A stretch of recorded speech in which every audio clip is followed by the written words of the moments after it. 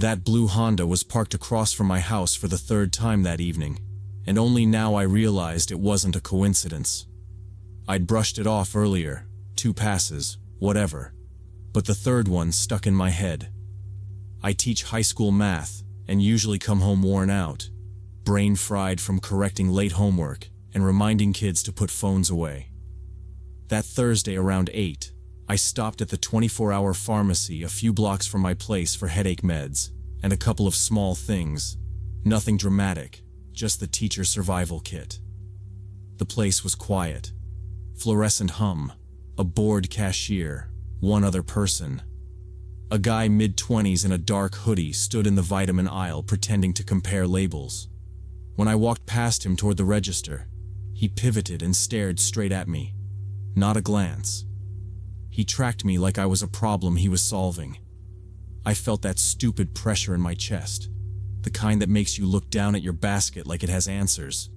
I paid fast. Outside, the parking lot was mostly open. I headed to my car. I always parked to the right of the entrance because the lights hit that side better. And I told myself I was being dramatic. I unlocked, got in, locked again, and checked the mirror. The guy was at the automatic doors now, hands in hoodie pockets, still looking. I started the engine and pulled out. Usual route through the neighborhood. 4 turns, speed bumps, kids' chalk drawings ghosting the pavement even at night. I live on a quiet street, small 2-story places, retired couples, teachers, 1 paramedic. Everyone knows everyone enough to wave, and we leave packages on each other's porches if we see them. When I turned onto my street, I saw a blue Honda behind me at the corner and figured it was a neighbor. No big deal. I parked in the driveway, grabbed the pharmacy bag, and went inside. The relief hit like it always does. Lights on, shoes off, the small normal stuff that resets your brain. While I was putting away the ibuprofen and the face wash, my phone rang. It was Laura from the math department, asking about tomorrow's schedule. "We're still on for the intervention block, right?" she said. And we went over which kids were coming, who needed extra practice on factoring, which parent email had turned into a novel. It took 20 minutes, maybe a little more.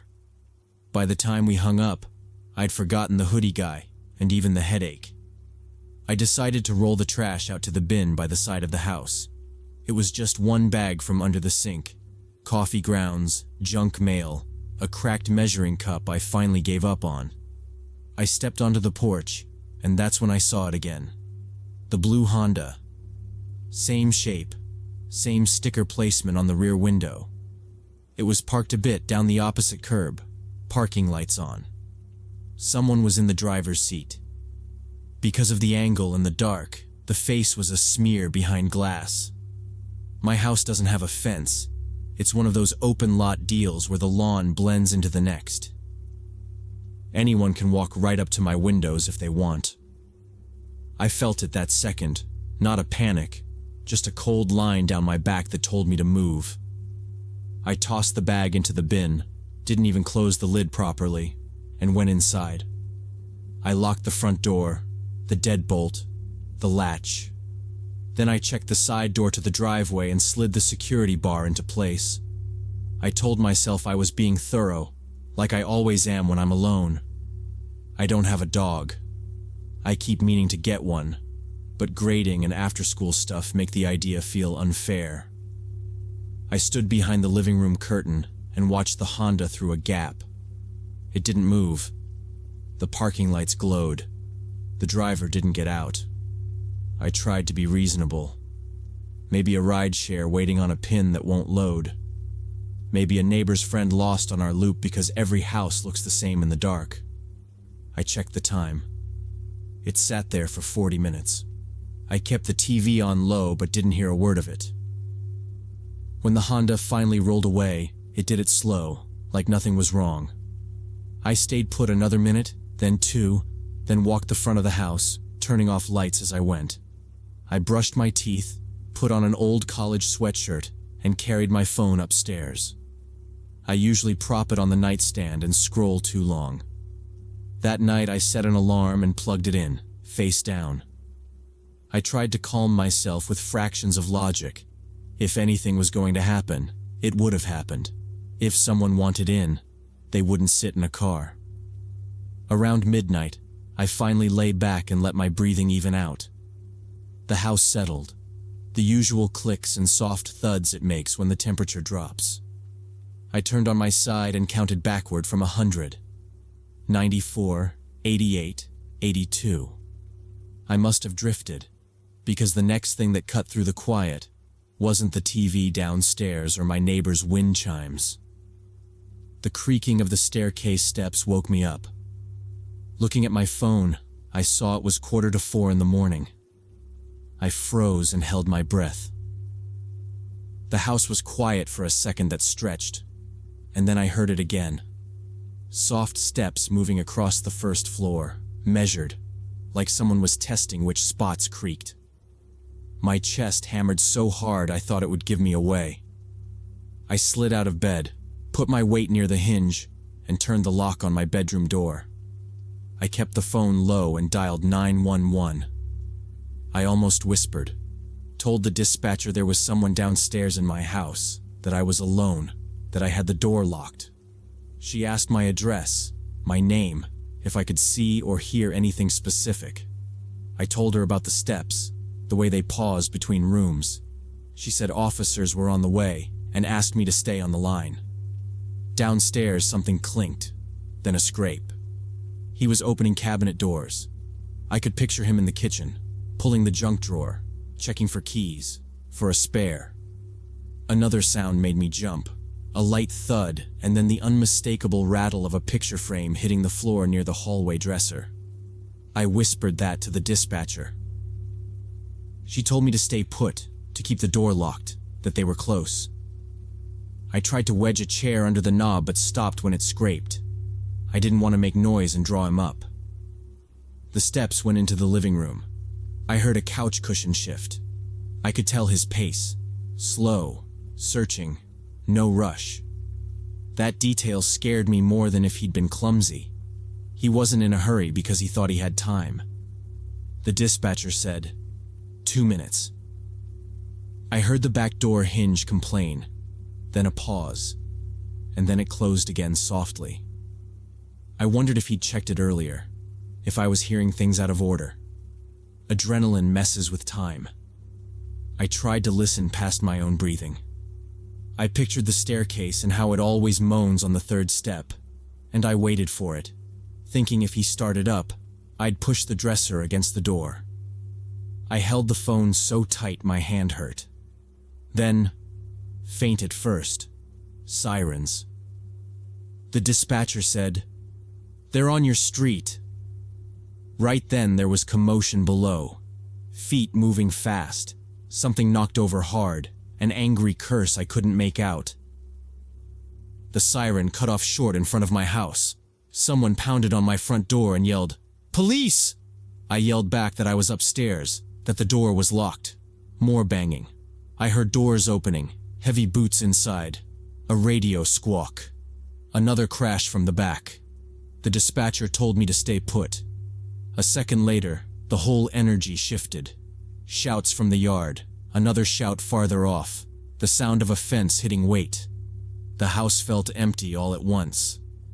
I stayed frozen until an officer called up my name and told me it was safe to come down. They caught him in the yard when he tried to cut across the back to the neighbor's lot. When I came downstairs, hands visible like they told me, 2 officers were in the living room and another was in the kitchen. One led me to the couch and asked if I needed medical. I shook my head. Through the back slider I could see blue light strobing over the grass. They had him face down on the walkway, hands cuffed, dark hoodie half off his head. It was the guy from the pharmacy. No question. When they searched him, they pulled a folding knife from his pocket and a small piece of paper with my address in thick block letters. One officer asked if I'd left any doors unlocked. I said I'd locked the front and side doors, but I'd taken out the trash earlier. His look told me he already knew. The back door had been unlocked. That's on me. I forgot after the porch. They walked me through it, based on the way a chair was moved near the dining room window and scuff marks at the back. They thought he'd come in before midnight and stayed low until the street got quiet. He didn't rummage for valuables. Drawers were opened like someone checking for people, not things. The officer said carefully that it wasn't a typical burglary pattern. They believed he was waiting for me to sleep. Nothing was missing. My bag and laptop were untouched. That detail made me feel worse, not better. In the days after, I installed an alarm system and cameras and motion lights that ping my phone when a moth flaps past. I made spare keys for a neighbor, and we set a check-in plan. The first week, I slept in short pieces and rewalked the house 3 times a night, touching each lock, counting out loud by habit because numbers are how I calm down. People asked if I felt safer with the gear, and I do, but I still pause at my own porch, like I'm waiting for permission to enter.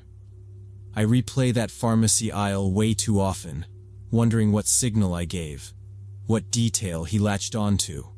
A school lanyard, the rhythm of a routine, something I didn't even notice. I never found out why I became his target that night at the pharmacy.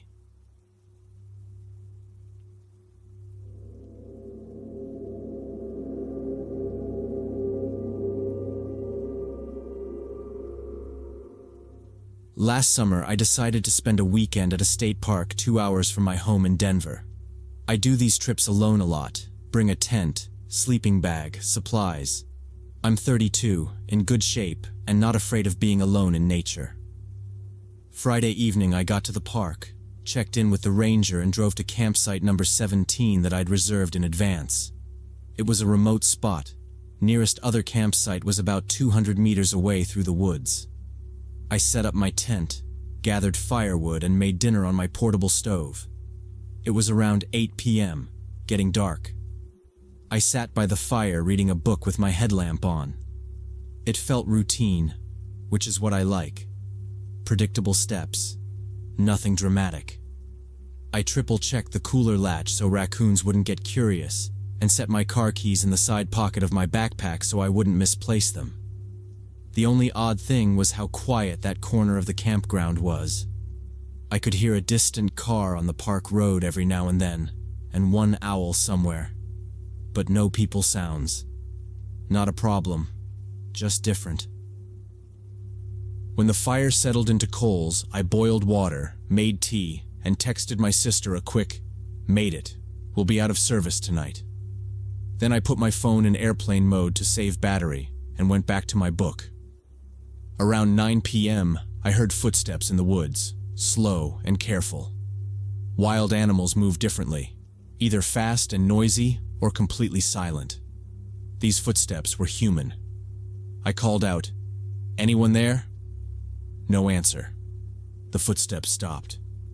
I stood up and swung my headlamp toward the trees and saw nothing but trunks and brush. I figured it was just another hiker lost in the dark, maybe didn't want to bother me. I waited, listening. Nothing. I told myself not to invent problems and sat back down. By 10, I doused the last embers and climbed into my tent. I'm pretty good at sleeping outside, but not that night. My brain wouldn't shut up. I lay there listening to normal forest sounds and trying to match each with a cause so I wouldn't spiral. Around midnight, I heard someone walking around my campsite, circling it over and over along the perimeter. The footsteps were heavy, definitely male. Gravel crunch, then leaves, then a pause, then the same loop again from a different angle. I grabbed my phone, no signal. In the park, you only got reception at the main area by the ranger office. I quietly found my pepper spray in my backpack that I always brought with me, and slid it inside the sleeping bag so I wouldn't fumble. He kept circling. I could hear the breaths every so often, like a steady exhale when he stepped near the table. I didn't go outside because stepping out would give him my exact position, and I lose the only thin barrier I had. I was running through options. Honk my car horn, too far. Blow the emergency whistle, might escalate. Yell, already tried a version of that. The footsteps continued for maybe 20 minutes, then stopped. No fading away, just stopped. That was worse because I didn't know where he was. I stayed frozen, counting slow, telling myself to wait 5 minutes, then 10. I lay there not moving, listening to the silence. Suddenly I heard the sound of my tent zipper being slowly pulled open. Someone was unzipping the entrance. I screamed, "Get away now or I'm calling the police." The sound stopped. I heard someone run quickly into the woods. Adrenaline hit so hard my hands shook. I waited 3 seconds, then another 3. Then I decided, leave now. I unzipped the tent fast, shoved out, and stood up so I wasn't stuck halfway. The camp looked exactly the same in the beam of my headlamp, which somehow made it worse. I jumped out of the tent, grabbed my car keys and backpack with my ID. I didn't bother packing up camp. I kept the pepper spray in my fist, thumb ready, and scanned left-right the way I do in parking garages. No movement, but I felt watched. I backed away from the tent because turning my back felt stupid, then turned and jogged. The parking area was about 100 meters away down the access spur, a straight shot with 2 bends. I didn't sprint because I didn't want to trip, but I moved fast, shoulders up, listening for anything behind me. Nothing. No voices, no more steps. Just my own breathing getting too loud in my ears. At the lot, I hit the unlock twice, opened the driver door, and slid in. Doors locked. I dropped the pack in the passenger seat and turned the key with my whole arm, like that would make the engine start faster. It caught. I turned on the headlights to full beam. Hands at 10 and 2, knuckles white. I was deciding whether to drive straight to the ranger's office, or hit the main road and call from there when something shifted at the tree line. In the headlight glow, I saw the figure of a man standing at the edge of the woods looking at me. He was wearing dark clothes, face hidden by a hood. We stared at each other for several seconds, me trying to memorize anything. A logo on the sweatshirt, a limp, a height against the trunk behind him. He didn't move, didn't flinch at the lights. I lifted my phone and held it up like I was filming. That made him tilt his head, that slight change, and then he turned and disappeared into the darkness. I put it in drive and went straight to the main park office. It was lit like a small gas station, 1 truck out front, blinds half down. I parked right under a camera on purpose. Inside, a ranger about my dad's age looked up from a clipboard and said, "You okay?" And I heard my own voice answer, "Someone tried to open my tent." He didn't waste time on small talk. He unlocked a side door, waved me into the office, and set a paper form on the desk while he radioed something short to whoever was on patrol. I gave him my name, campsite number, time windows, exactly what I heard and did. When I got to the zipper part, I realized my hands were still shaking, and I put them under the chair so I wouldn't feel dumb about it. He asked the practical stuff. "Did you see a face, badge, tattoo, vehicle? Number. Any alcohol or anything that could be mistaken? Number." I told him about the circling, the pattern, the heavy steps. He wrote "circling perimeter" like it was a normal phrase. He looked at my pepper spray and nodded, said, "Good." Then he said the thing I expected. Sometimes local teenagers or homeless people wandered into the park, especially on warm nights, but they usually didn't approach occupied campsites. "Most folks don't want a confrontation," he said. "They're looking for food or gear left out." I said my cooler was latched and nothing was left out. He made a face like, "Yeah, then this is different." He offered to drive out there with me right then, but he was clear it might just stir whoever up if they were still nearby. "It's midnight. We can do a safe sweep now or a proper check at first light," he said. I didn't want to go back in the dark. He saw that and said, You can park here overnight. Bathrooms are open. That made sense. He walked me outside, shined a light around the lot, and told the other ranger on radio to keep an eye on the entrance road. I slept in the driver's seat with the doors locked and the seat pushed back enough to not cramp. Sleep is the wrong word. I stared at the ceiling fabric and counted breaths until the sky got pale. At sunrise, he met me with coffee, and we drove to my site in his truck. The tent was intact. My stove was where I left it. The ground told the story better than the gear. There were boot prints in the dirt around the tent, not mine. Deeper at the table, lighter by the trees, a lazy loop that returned to the same spots over and over. He crouched and measured with his fingers from the toe to the heel like old habit. Adult male, he said. Hard to say size with this soil. He walked the line into the brush and stopped at a deadfall where the prints got messy and then vanished on rock. He looked annoyed, not at me, just at the limitation. Back at the office, he checked the registration records. That night, it was only me and one other family couple in a different section. He called over to confirm the couple's plate and site status. They were still asleep. 2 kids. Minivan. He asked again if I got a look at the guy's face or any identifying details. I told him it was too dark and he was too far away under the hood.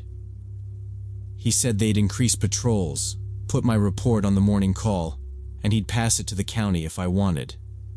I could tell he didn't think they'd find anyone unless the person did it again.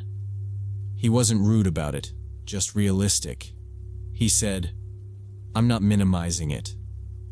You did the right thing," I believed him, and also knew the odds. I packed my tent into the trunk without talking, and drove home when I felt steady enough to merge. I don't go camping alone anymore. The thought that haunts me is what would have happened if I hadn't woken up when he started opening the tent. Was he just some creep trying to scare me, or did he have something worse planned? The ranger said most likely it was someone passing through, maybe high or drunk, but that doesn't explain why he circled my camp for 20 minutes first. That's not random behavior. That's someone watching and waiting. I filed a report, and the park kept it on record, but I never heard anything back about finding anyone.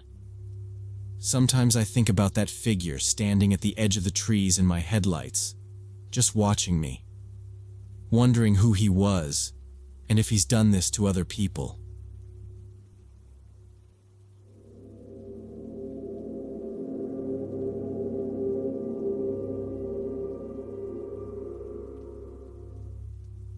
During the summer of 2021, I was home from college for 3 months and picked up a bartending gig at this sports bar near my parents' place. I was 21 and made decent money on tips, especially during football game broadcasts. Nothing fancy, just pitchers and wings, and me trying to keep TVs on the right channels. Problems started mid-June when I noticed some account commenting on all my Twitter posts. First just emojis under photos, then short phrases like "cool shirt" or "where's this place?" The profile was almost empty, no photo, only a few follows. Username was a weird string of letters and numbers. I didn't reply to any comments, but they kept showing up daily. A week later, I got a DM from the same account asking me to follow back and get to know each other. I ignored it and blocked the account. I figured that was it, problem solved, and went back to work mode. My days were simple then. Sleep late after closing, lift at the cheap gym, shower, throw on the black polo, and try to memorize who liked light beer with lime. I kept my phone behind the bar to run songs on the jukebox and answer group texts. I never gave out my number to customers, and I never posted anything about the bar. Not the name, not the location. After the DM, I checked my settings and made sure location tagging was off. I scrolled the account again, trying to see if I recognized anyone it followed. Nothing. No mutuals, no city, just 3 random retweets. I remember thinking it was some bored bot. Next day, a new account with a similar name started messaging me again. Now the messages got more insistent, like, "Why are you blocking me?" and "I just want to talk," and "I saw you at work today." That last message made me nervous because I'd never posted on social media where I work. I blocked the second account and made my profile private. 3 days later, during an evening shift, a woman about 35 came up to me. She sat at the bar counter, didn't order anything, just sat there staring at me. When I asked what she wanted, she called me by name and asked why I wasn't responding to her messages. I didn't know what to say. She was dressed in a business suit, looked pretty normal, but something about her stare made me uncomfortable. I said I wasn't interested in meeting anyone and asked her to leave. She sat there another 5 minutes in silence, then stood up and walked out without saying another word. I stood there just pretending to wipe the counter that was clean. My barback, Luis, asked, "You know her?" I said no, and he said, "She knew you," and walked away like he didn't want any part of it. I pulled up my Twitter under the register and scrolled to see if I'd missed anything obvious. Nothing new, but the last DM from the second account was there. Unread preview. "Why are you hiding?" I locked my phone and finished the shift with that feeling between my shoulder blades. On the drive home, I checked the mirror more than the road. I told the manager what happened, and he said if she comes back to call security immediately. Next 4 days she didn't show, but I noticed her car twice. A dark blue SUV in the bar parking lot when I finished my shift after midnight. She was sitting inside just watching the exit. When I walked out, she'd start the engine but wouldn't drive away until I got in my car and left first. One time I tried walking toward her car, but she quickly pulled out of the lot. Then she came to the bar again, this time during the day when there weren't many customers. She sat at the counter again, ordered water, and said we were made for each other, and I just didn't understand it yet. I called the manager, who asked her to leave the premises. She left calmly, but at the exit she turned and said we'd see each other again. After that, I didn't see her for 2 weeks. I started to think it was over, but one evening when I was home alone, my parents were visiting relatives for the weekend. There was a knock at the door around 9. I checked the peephole and saw her on the porch holding a bouquet of flowers. I didn't open the door. I backed away and called my dad. He picked up fast and told me to call the police right now and not to say anything to her. While I was dialing, she started banging on the door and yelling my name, demanding I come out and talk. The banging got louder and more aggressive, then stopped, then started again harder, like she was timing it. I told the operator an unknown woman was trying to get in and gave my address. The operator kept me on the line and asked if I could see a weapon. I said no, just flowers, and I didn't want to get closer. She told me to stay away from doors and windows and said a unit was on the way. She started with the nice voice again, telling me I was being dramatic, and she just wanted to clear the air. Then the handle turned. The deadbolt held, but I heard it hit. I said into the phone she was trying the door. The operator asked for a description. I gave it. Business suit, dark hair, mid-30s, blue SUV I'd seen before. The banging came back, steady, the kind that shakes the frame. She yelled she knew I was home. She yelled my full name. I moved down the hallway where she couldn't see me if the window shade shifted. The operator told me officers were 2 minutes out. I kept talking, so she knew I was there. My hands were shaking so bad I kept switching ears. The woman said she had lilies and that I'd like them. She said this was our night. I didn't answer. I just kept breathing and answering the operator's questions. It went quiet all at once. No banging, no talking. I waited. I heard steps on the porch and a scrape like plastic against wood. The operator said the unit was turning onto my street. I saw red and blue wash through the blinds a few seconds later. When I checked, she was gone. The bouquet was sitting on the mat, wrapped in cheap plastic with a little ribbon, like something from a grocery store. The street was empty. 2 officers came up, one older, one younger. I let them in, and they did a quick sweep anyway. They said they drove the block, but didn't spot her or the SUV. The older officer took down the details while the younger checked the yard with a flashlight. I repeated what I told the operator and added everything about the social media accounts. The older cop said they could file a report tonight, and that if she came back, I should call immediately. He told me to consider a restraining order and said they'd check the name if I could identify her later. But with no name and no plate, it would be limited. He said they'd patrol the area more often for a bit. They stood by while I called my parents back. My dad asked if I should go to a neighbor's. The officer said it was my call. I decided to stay. Leaving would just leave the house empty. The younger officer said not to touch the flowers if I planned to file, so we left them. They said they'd be close for a while and then headed out. I pushed a chair under the knob and sat on the hallway floor with the TV low until it was light. 3 months have passed since that night and I haven't seen her at the bar or anywhere else. August came and I went back to college. I still check social media for weird new accounts every few days. Nothing. No messages, no comments, no new strings of letters and numbers. My parents were shaken and wanted me to stay home, but I convinced them I'd be safer on campus with roommates and campus police and more people around. My manager said if I come back next summer, he'll make sure security knows about her and keeps an eye on the lot. I changed privacy settings on everything and scrubbed old posts that had locations. I don't tag friends anymore unless it's after the fact. I don't post while I'm still at the place. The officer who took the report called a week later and said they'd driven by a few nights and didn't see the SUV.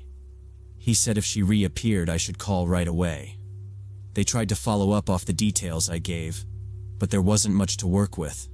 The police never found out who she was or where she lived, because by the time they went to follow up, she'd disappeared.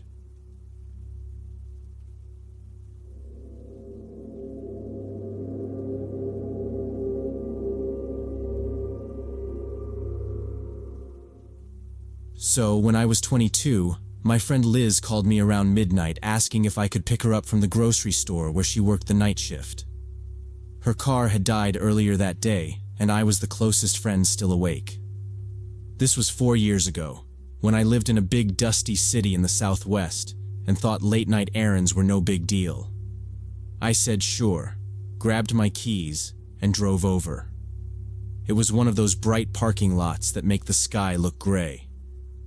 I parked near the main entrance, texted her I was outside, and she wrote back she'd be another 15 minutes because they were doing inventory. Fine. I kept the engine running, doors locked, seat leaned back a bit. I scrolled. Nothing special. Memes, a friend's new puppy, a coworker complaining about our manager, while the automatic doors kept swishing open and shut for no one. A couple cars sat at the far end, maybe employees or people at the 24-hour gym next door. I checked the mirrors a few times because being a woman alone in a car at night is not an abstract risk. Everything looked boring. So I relaxed, turned the radio down low, and reminded myself Liz is worth the wait, even if her timing is always chaos. I double-checked the message thread anyway. I do that when I'm sleepy, rereading things like it changes them, and then caught myself yawning into my sleeve. 10 minutes, then 11. Suddenly, someone knocked on my driver's side window and I jumped, hard enough that my phone slid into the cup holder. A man stood there, mid-30s maybe, dirty t-shirt, wrinkled jeans, hair mashed like he'd slept in a car. His face was unshaven, eyes red like allergies or something worse, and that smile, too wide, like he'd practiced it in a mirror and filed off the edges. I cracked the window an inch, just enough to be polite without being stupid. He started talking fast. Gas money, he said. Family waiting in a car nearby. Only needed a few dollars, maybe 5, maybe 10. I told him I didn't have cash. True, I barely had gas. He kept asking, voice rising and falling like a bad sales pitch, leaning closer to the gap. There was a sharp smell, alcohol or something chemical, and it sliced through even that tiny opening. I said, "Sorry, I can't," and rolled the window back up, locked it again out of reflex, and gave him a small apologetic shrug so it wouldn't turn into a fight. He stared at me like I'd insulted him. Then he tried the door handle. That click against the locked latch made my scalp prickle. I held my phone and kept my eyes forward, hoping he'd read the body language. Conversation over. He didn't leave. He walked around my car slow, tapping on the glass with his knuckles, then the metal with his rings. Tap tap on the rear window, then on the passenger side, like he was inspecting me from all angles. He started talking louder. First, more of the same. "Come on, don't be like that. I got kids over there." Then it turned into this bitter stream about how people don't help each other anymore. He said I owed him kindness because I was comfortable, which was funny because my gaslight had chimed on the way over.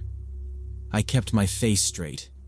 I texted Liz, "Please hurry, guy bothering me." I hovered over the call button for 911 and told myself to wait 60 seconds. He came back to my side and tapped harder, then switched from tapping to smacking flat palm thuds that vibrated the glass. "You think you're better than people," he said.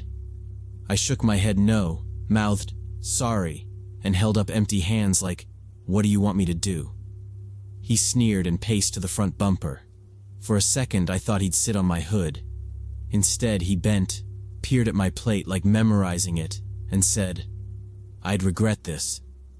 My heart was in my throat, but my brain was still doing checklists. Doors locked, car in drive, clear path straight ahead if I had to go. I typed out, "Calling police," but didn't send it. He slammed his palm against the glass, loud enough that I flinched and my knee bumped the steering column. His face twisted. He spit something about girls like me. I had 911 ready, thumb hovering, when he stopped mid-sentence, squinted over my shoulder at something behind my car, and took 2 slow steps backward. Turns out the store's security guard had come outside for a smoke break and noticed what was happening. He walked toward us, and the guy turned around and shuffled for the parking lot exit, muttering under his breath. The guard kept coming, steady like he'd done this before. He stopped by my door and lifted his chin the way security people do when they don't want to spook anyone. "You okay?" he asked. I nodded and said, He tried my handle. He looked at him drifting toward the curb and said, "I saw. Want me to hang out a minute?" I cracked the window just enough to talk without giving anyone a grip. I asked if he might come back. He said, "Not while I'm here." The guy kept moving, still talking to himself, rubbing his jaw like it hurt. The guard stayed angled between me and the lot, one hand on his radio, and asked what led up to it. I explained in short. Gas money story. Family in a car I never saw. Sharp smell through the crack in the window. Tapping that turned into hitting, the way he stared at my plate like he was memorizing it. He listened without interrupting. "You did the right thing," he said. "Windows up, doors locked. If he stuck around, I'd call it in." I asked if they could trespass him. He shook his head and said the lot was public and the sidewalk was city, so it was a gray area. "We just keep him moving," he said. I glanced at the doors like I could pull Liz out faster with my eyes. I texted her again. "Guard here. You close?" She sent back, 2 minutes. The guard asked if I wanted him to wait by my car until Liz came out. I said yes because it made sense and cost me nothing. He radioed that he'd be out front and then stood by my mirror while we watched him drift to the exit curb. 2 minutes later, Liz came through the sliding doors with her tote. She saw the guard first, then me. "What happened?" she asked, opening the passenger door. I gave her the short version while I unlocked the door from inside. The guard said, "He's been here a few times. Same lines every time. We can't ban him from the sidewalk, but we don't let him hang by the entrance." He told Liz to call them if she ever felt weird walking out. Liz thanked him, and so did I. The guard nodded and scanned the lot one more time. We pulled out slow, and I checked the mirrors. He was at the edge of the property, head down, hands in his pockets, still talking to no one. He didn't look back. At the light, Liz asked, "Are you okay?" I said yes, then admitted my hands were shaking, and let out a short laugh because it sounded dumb. She squeezed my arm and said she owed me dinner. I said she didn't owe me anything, but the sound of his palm on the glass kept replaying in my head like a warning. I never saw him again, but I couldn't forget the look in his eyes or the smack against my window. I know it could have been worse. He could have had a weapon or smashed the glass or forced the door. I got lucky the guard stepped out when he did. Since then, I park by lights and doors, engine on, phone ready. A normal moment turns fast. I get anxious at night.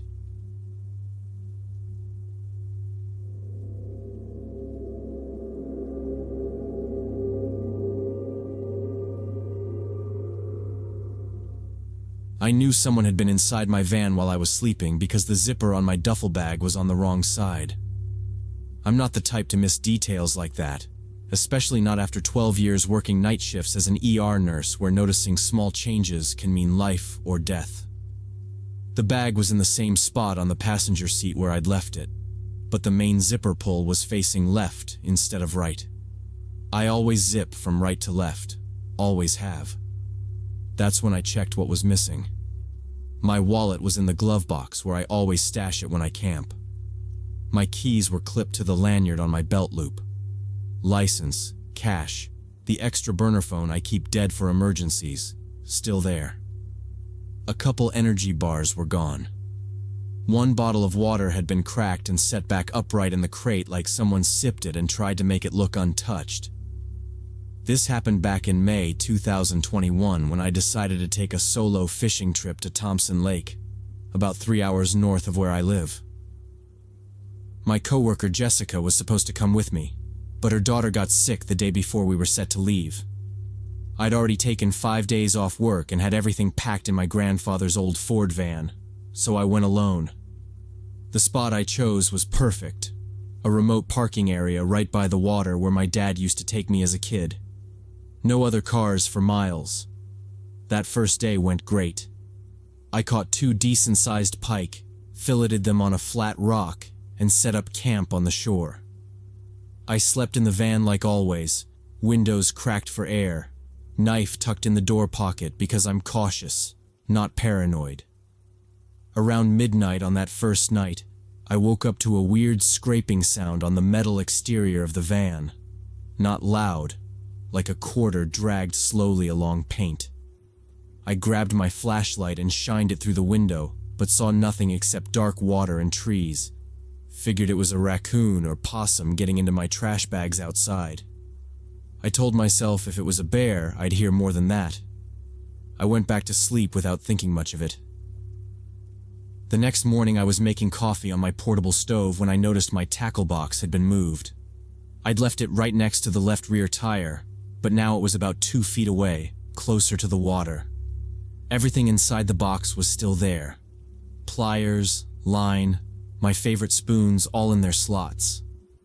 But the feeling that gave me was uncomfortable, like someone had been poking around my stuff while I slept. I tried to shake it off, told myself maybe I'd nudged it last night and forgotten, or maybe an animal knocked it over and it slid. I double-checked my bait knife for residue, clean, and checked the sand for prints. Nothing clear. Around noon, I inflated my kayak and spent most of the second day out on the lake. Good bite, steady wind. I kept glancing back toward the shoreline where the van sat like a white brick in a green frame, and I didn't love how quiet it looked.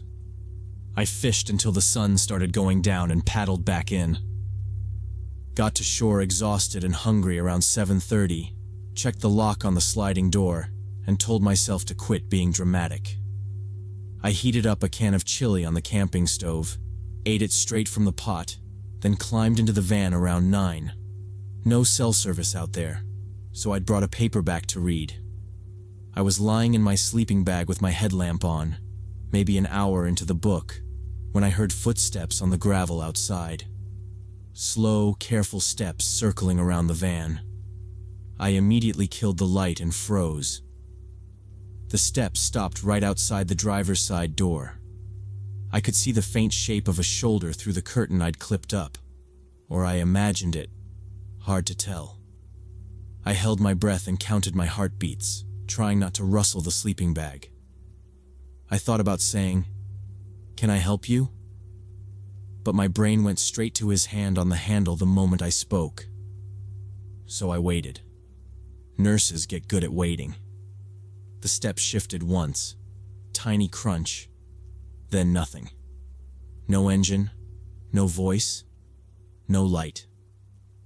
My mouth was dry and tasted like metal. After what felt like 3 full minutes, I heard whoever it was walking away toward the lake. Soft gravel, then dull thuds in the sand. I stayed still another 5 minutes, maybe 10, then slid the knife from the door pocket and kept it in my right hand, thumb on the spine like I do when I'm cutting line. I didn't sleep at all that night. I sat up with my back against the interior wall, facing the side door so I could see the silhouette of the handle if it moved, flashlight in my left hand. Every small sound made my heart pound. The ping of cooling metal, the ticking stove, a loon somewhere way off that I kept misreading as a person clearing his throat. I kept thinking about how isolated I was, how nobody knew exactly where I'd parked, how my phone was useless. When dawn finally came, I felt sick from exhaustion and fear. I got out of the van as soon as there was enough light to see. That's when I found the boot prints in the dirt near the rear wheels. Men's boots, size 11 or 12 based on the length. The tracks led from the tree line to my van and back again. I stood there staring at them for a solid minute, trying to decide what to do. That's when I started packing up to leave. As I was loading my fishing gear into the back, I realized half my food was gone. 3 cans of stew, a bag of cookies, 2 bottles of water.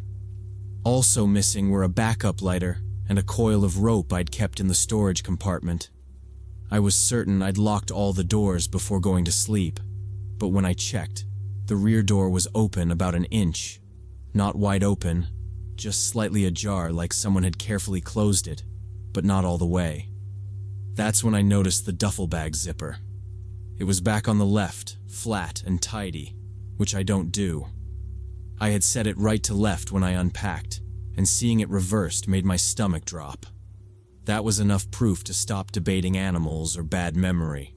Someone had been inside while I was there. I said out loud, normal voice, "I'm leaving now," in case he was close and listening. I kept moving, but I made it methodical.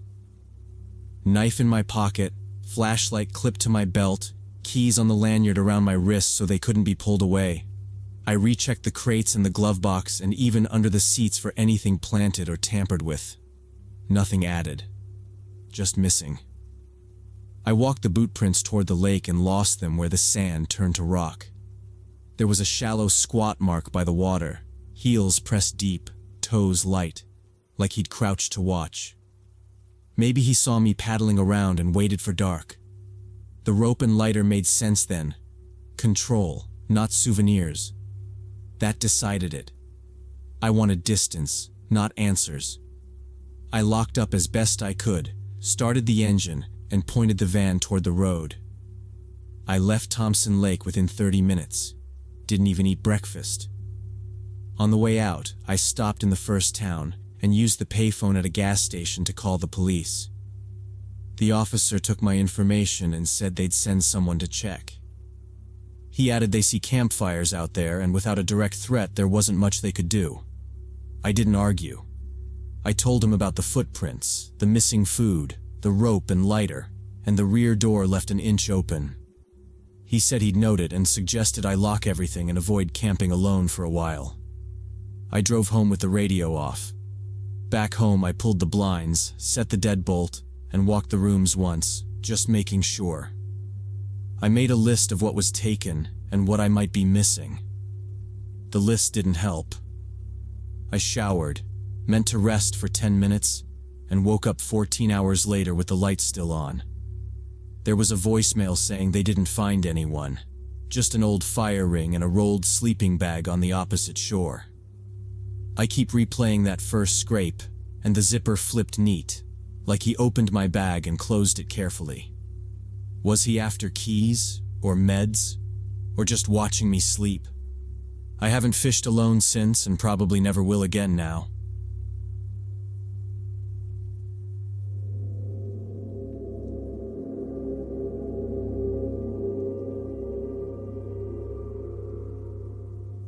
It happened last spring when I was 17 and my parents went out of town for a wedding. My older brother Ethan still lived with us while he was saving up for his own place, but that weekend he'd gone camping with his friends, so I was home alone watching the house. I didn't mind. I actually liked having the space to myself and the quiet to focus on homework. Saturday evening around 7, I realized we were out of milk, and I also had a load of laundry that needed to be done. The nearest laundromat was only about 10 minutes away and had a small convenience store attached, so I figured I'd kill 2 birds with 1 stone. I grabbed the dirty clothes, threw them in a basket, and drove over there in my car. I parked up front where the light was decent and where I could see my trunk if I needed to. Nothing felt off at first. I lugged the basket inside, picked a washer near the door because it let me watch the lot and the counter, and started sorting. I don't separate everything like my mom does, but I pulled out the stuff that would bleed.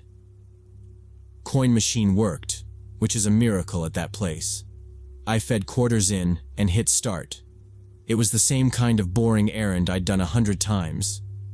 I texted my mom a quick, "all good," because she always worries when I'm out at night. And honestly, I like her knowing where I am.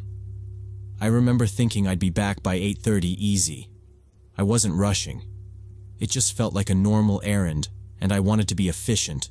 Wash here, milk there, home. When I walked into the laundromat, it was almost empty. Just me and one other person.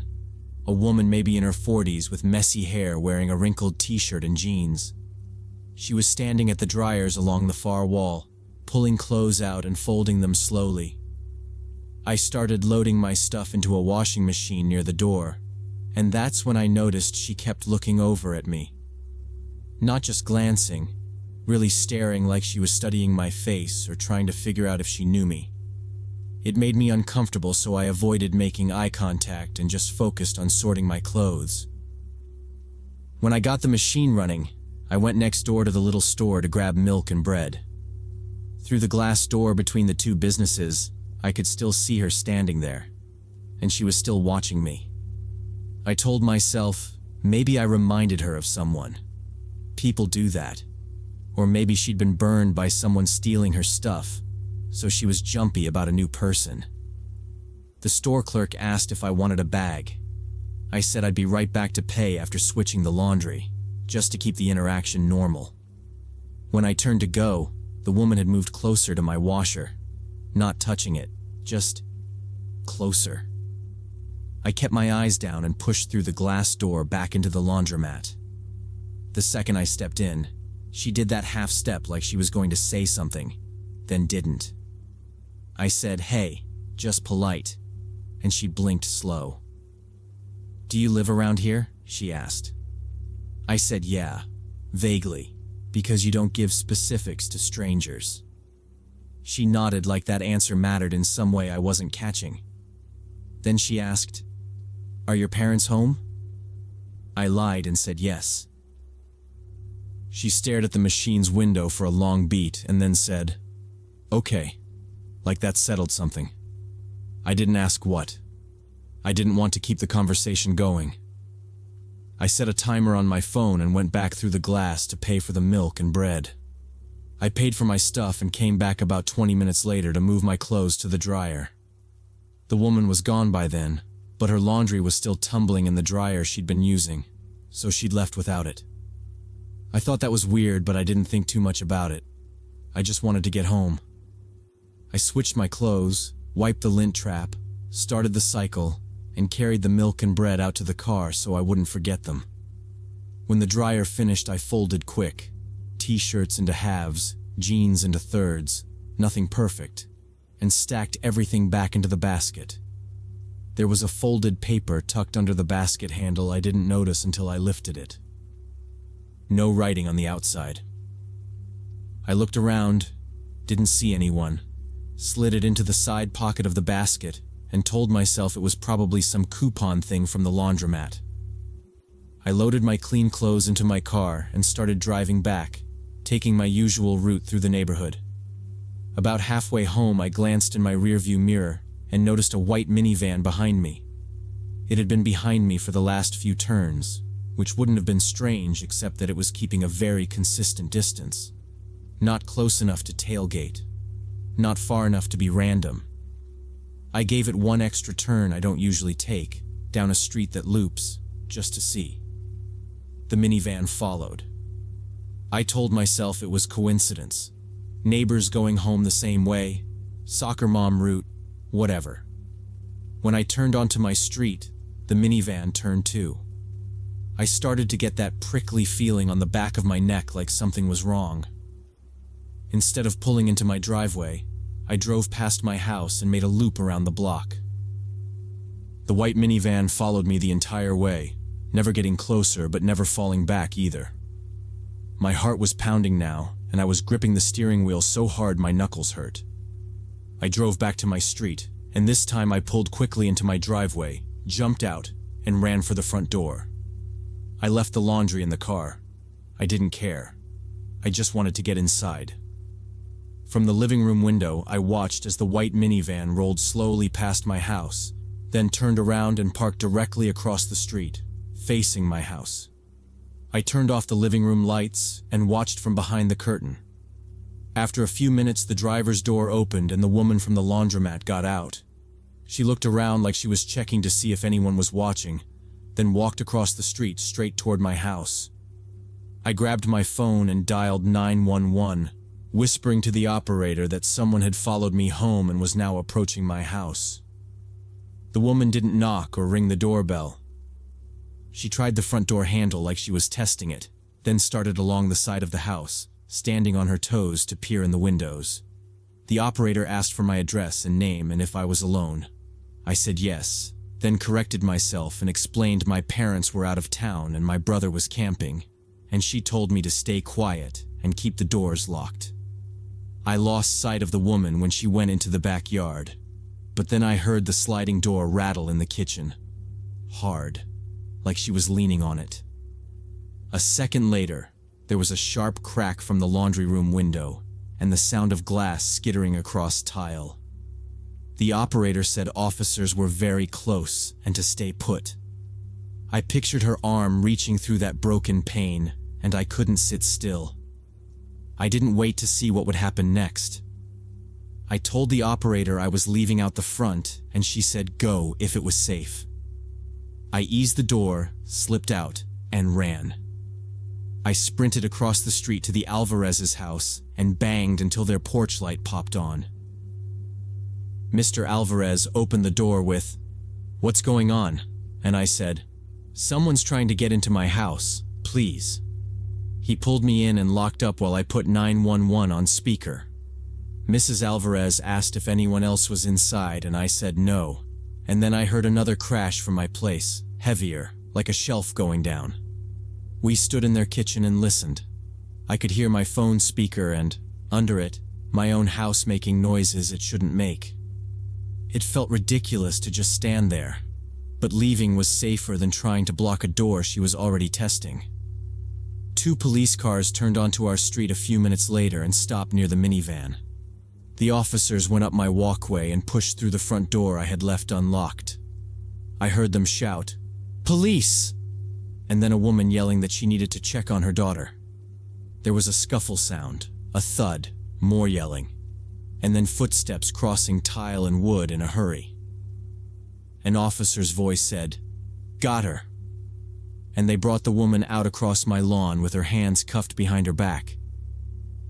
Even from the window, I could see dried blood on her forearm where the glass caught her.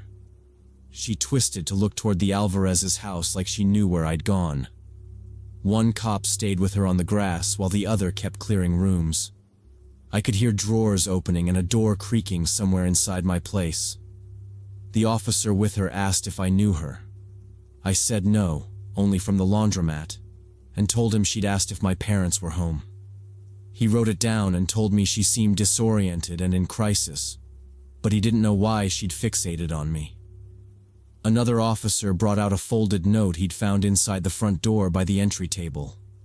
It matched the paper I'd noticed under my basket handle. In messy handwriting it said, "Call me when you get home," and a first name with a number I didn't recognize. I told them I hadn't given her my number. They logged the note and said they'd run the plate on the van and check for missing persons. An ambulance came for her cuts. I gave my statement on the porch while Mrs. Alvarez stood next to me. My parents came home the next day and we installed a new alarm system.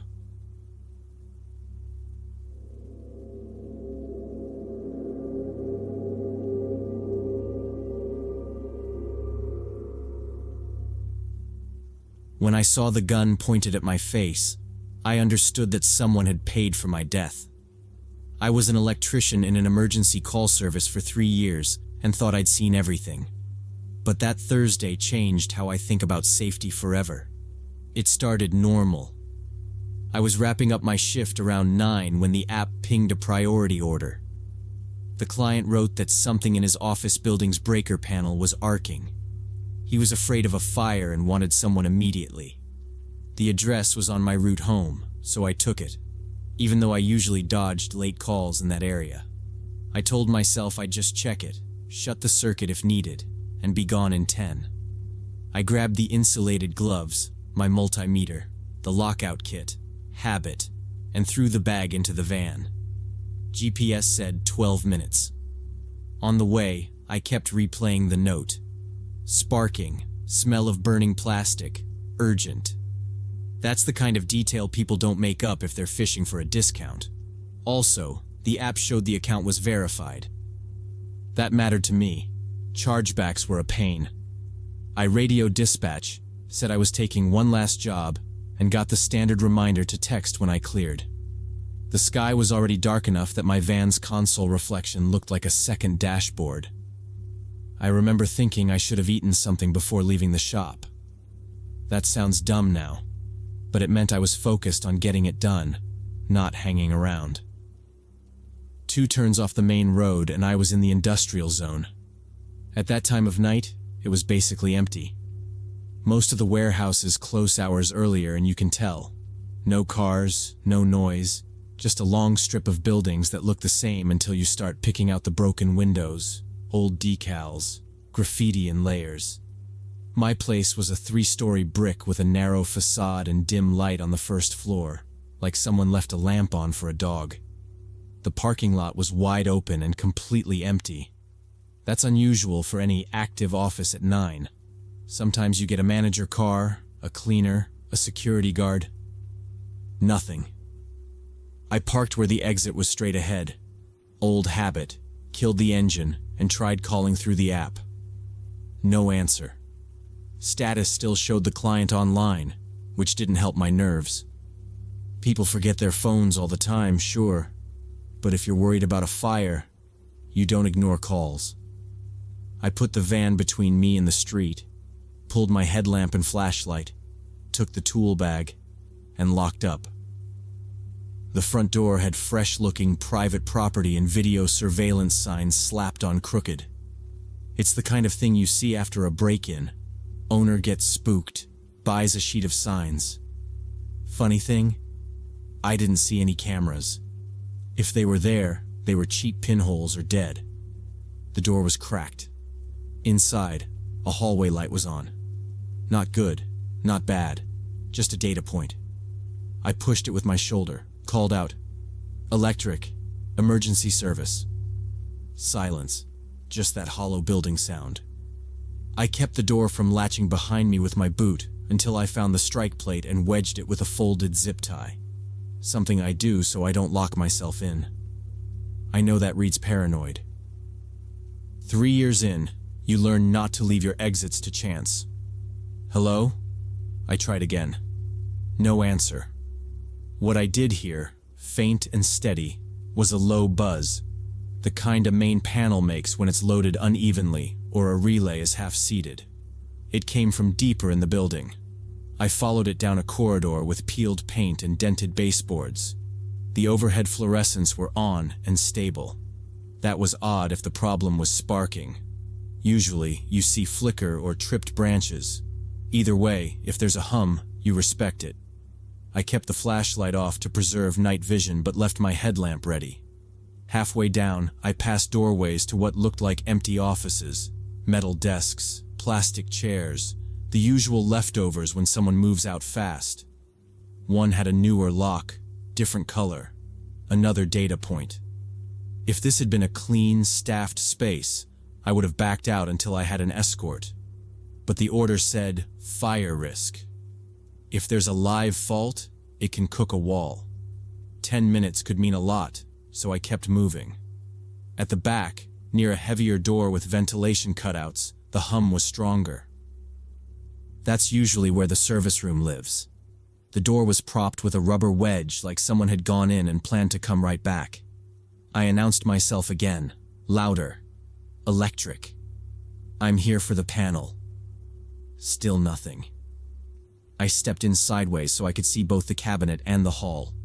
Footsteps behind me. I turned fast, bag still on my shoulder, flashlight up without clicking it on. A guy, maybe 40, in dark clothes and a baseball cap, was in the doorway. He didn't flinch. He just stood there like he'd been waiting to time it. No tool belt. No badge lanyard. No maintenance jacket. The kind of stillness that reads as decision, not confusion. I started with the normal script because that's what you do when your brain wants rules. Got an urgent ticket for your building, breaker arcing. I need to kill the branch and... I didn't call anything, he said.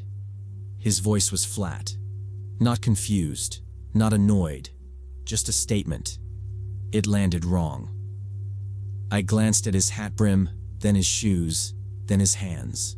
The scan I do when I'm working alone at night. His left hand was relaxed at his side. His right hand was behind his back, hidden from me. Shoulder pulled just a little tight like he was holding something small and heavy there. And I felt that something was off. He pulled the gun from behind his back and I raised my hands on reflex. My flashlight slipped, hit the concrete, and rolled. He sighted down the barrel at my chest. I told him there was an order in the app, urgent ticket, breaker arcing. He shook his head once. You don't belong here. Leave, he said, flat. I said I would leave right now and not come back. I backed toward the window, eyes on the gun, hands high. I moved slow because fast movement makes people twitch. He slid out of the doorway just enough to open a path. I edged past him sideways. He didn't follow, just pivoted to keep the barrel on me while I gained distance. In the hall, I didn't turn my back until I had space. By the time I hit the front door, I was almost running. The zip tie wedge popped and the door clacked against the frame. I left the flashlight, part of the tool roll, the meter. None of it mattered if I couldn't get to the van. Every step to the driver's side felt like a countdown. My keys didn't sit right.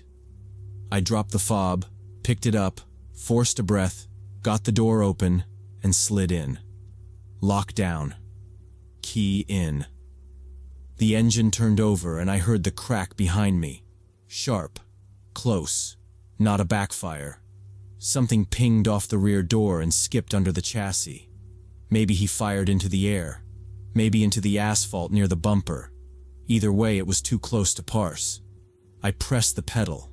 The tires broke loose and then caught and I was out, turning onto the street without checking mirrors, just pointing the hood away from that building.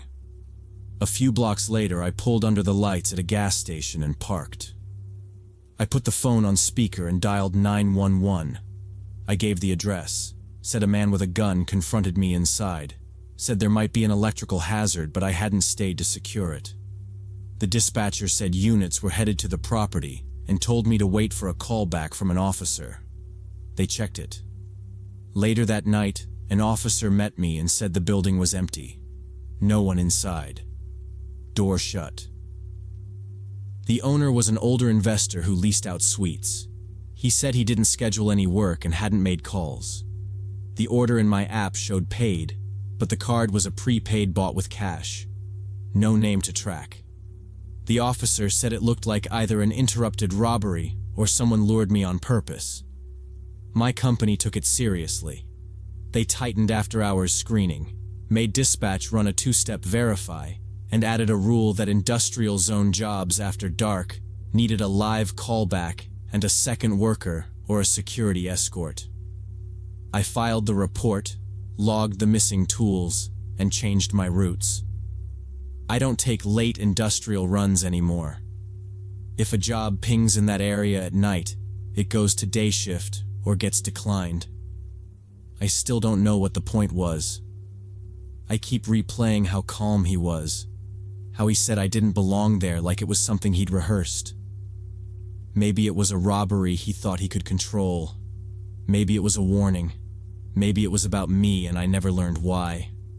What I do know is I was wrong about what verified means. Now I treat every empty building like a setup. I keep my exit clear, and when my gut says go, I go.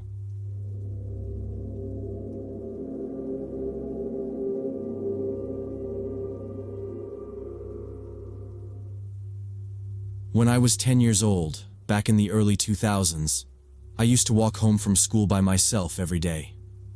Our house was only 5 blocks from the elementary school, and both my parents worked until 6, so they expected me and my older brother to handle the after-school routine on our own.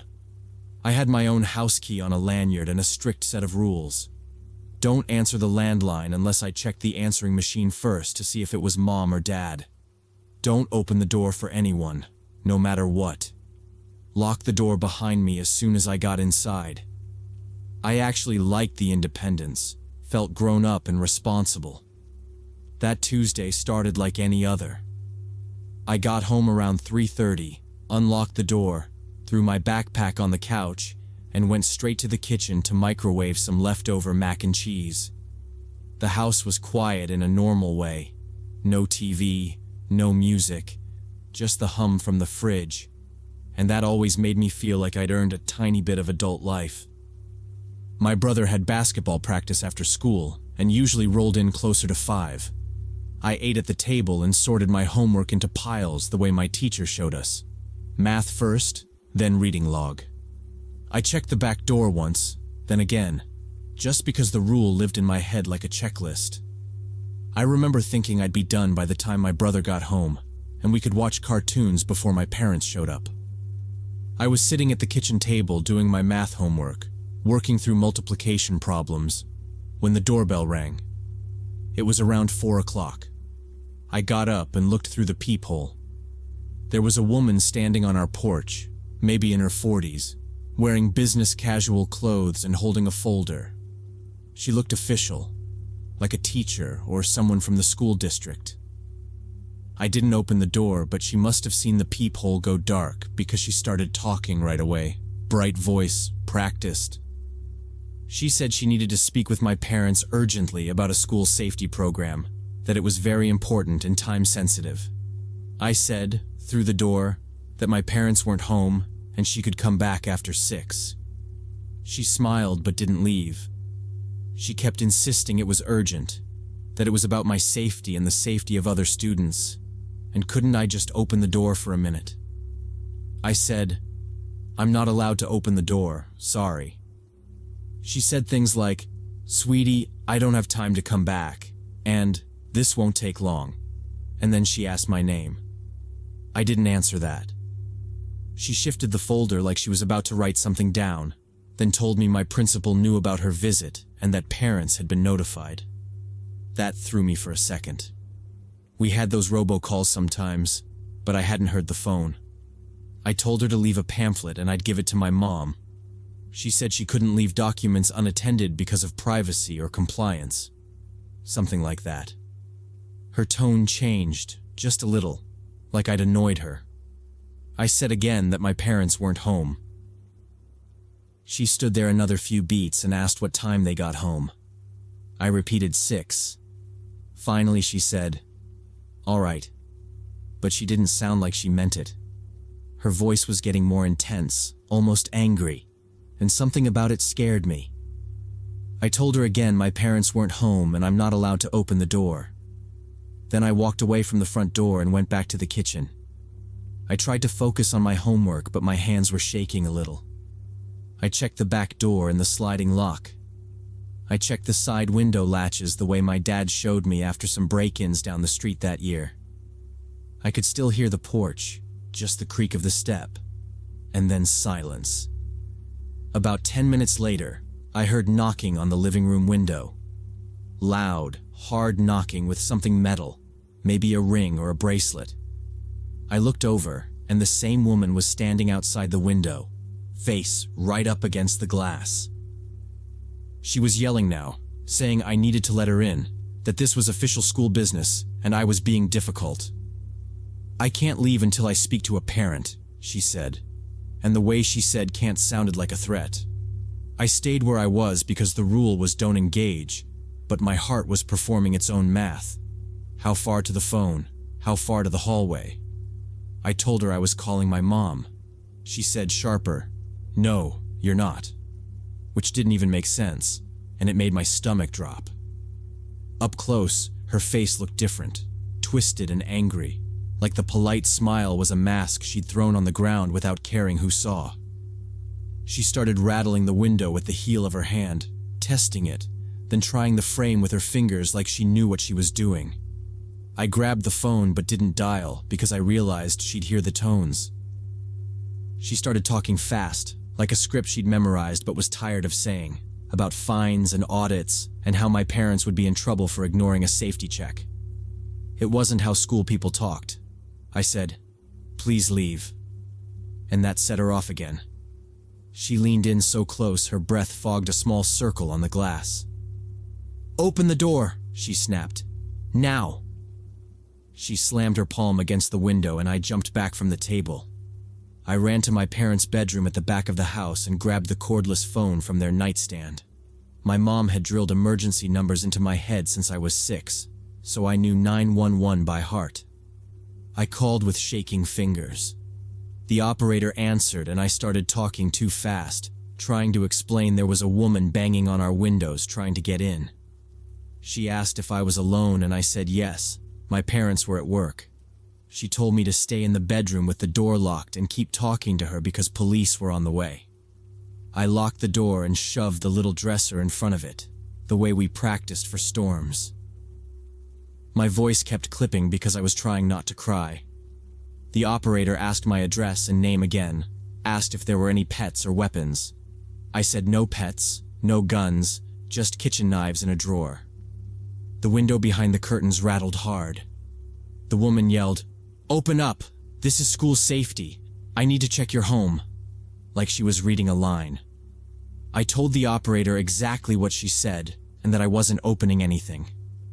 The operator said I was doing fine and asked me to describe the woman. I said older than my mom, neat clothes, folder in her hand, angry voice.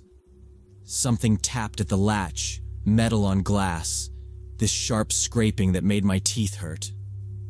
I told the operator I thought she was trying to pop the screen. She asked if there was another way out if the window broke. I said the sliding door in the kitchen, but I'd have to cross the living room and she might see me. The operator said stay. I was crying by then, asking if the woman would break the glass. The operator said help was almost there and to stay on the line. Then the banging stopped. The quiet made everything worse. She told me police should be arriving right now, but to only open if I saw them through the peephole and they were in uniform. I said okay. I put the phone on speaker, moved the dresser just enough to squeeze out, and went to the front door. I looked through the peephole and saw two officers. One waved and said my name. I let them in. They split up, one checking rooms, one standing with me while I explained again. The back screen had a corner popped and there was a smear on the glass. One officer went around the side yard with a flashlight. The other radioed a description and asked if I could call my parents. I said they'd be home soon. They walked the yard and the street. The woman was gone. My parents got home about 30 minutes later.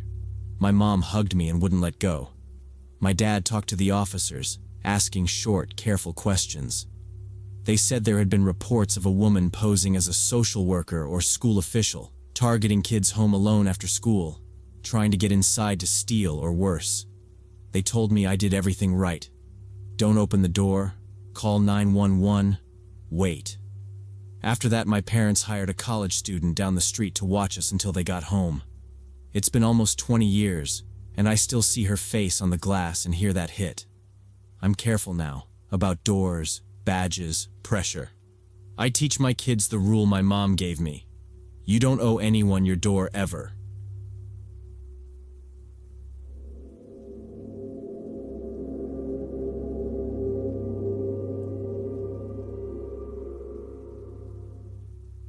So this happened about 3 years ago, when I was renting a small apartment on the first floor of an old house in the Portland suburbs.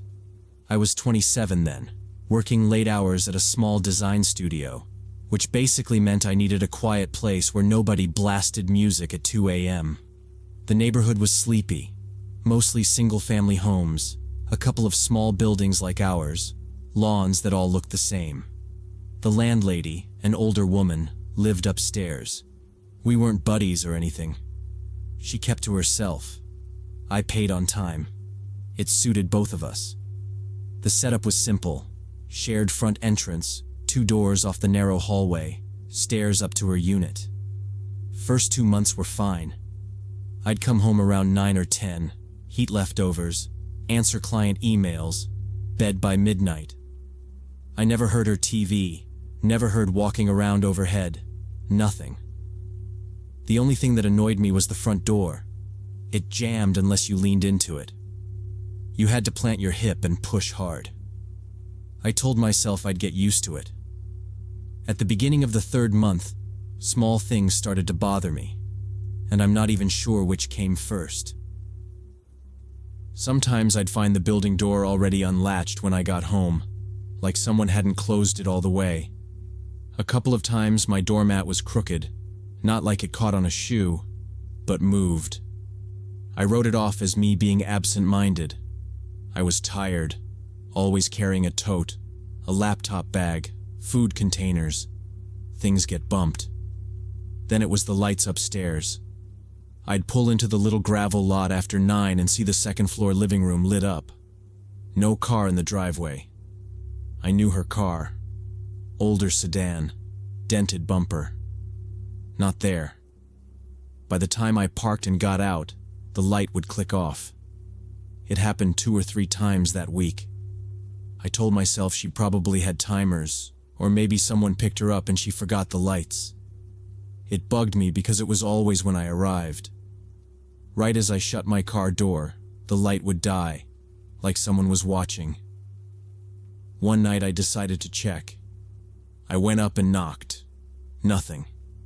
I tried again, a polite, "Hello?" No footsteps inside, no TV, just quiet. The hallway smelled like dust and old wood.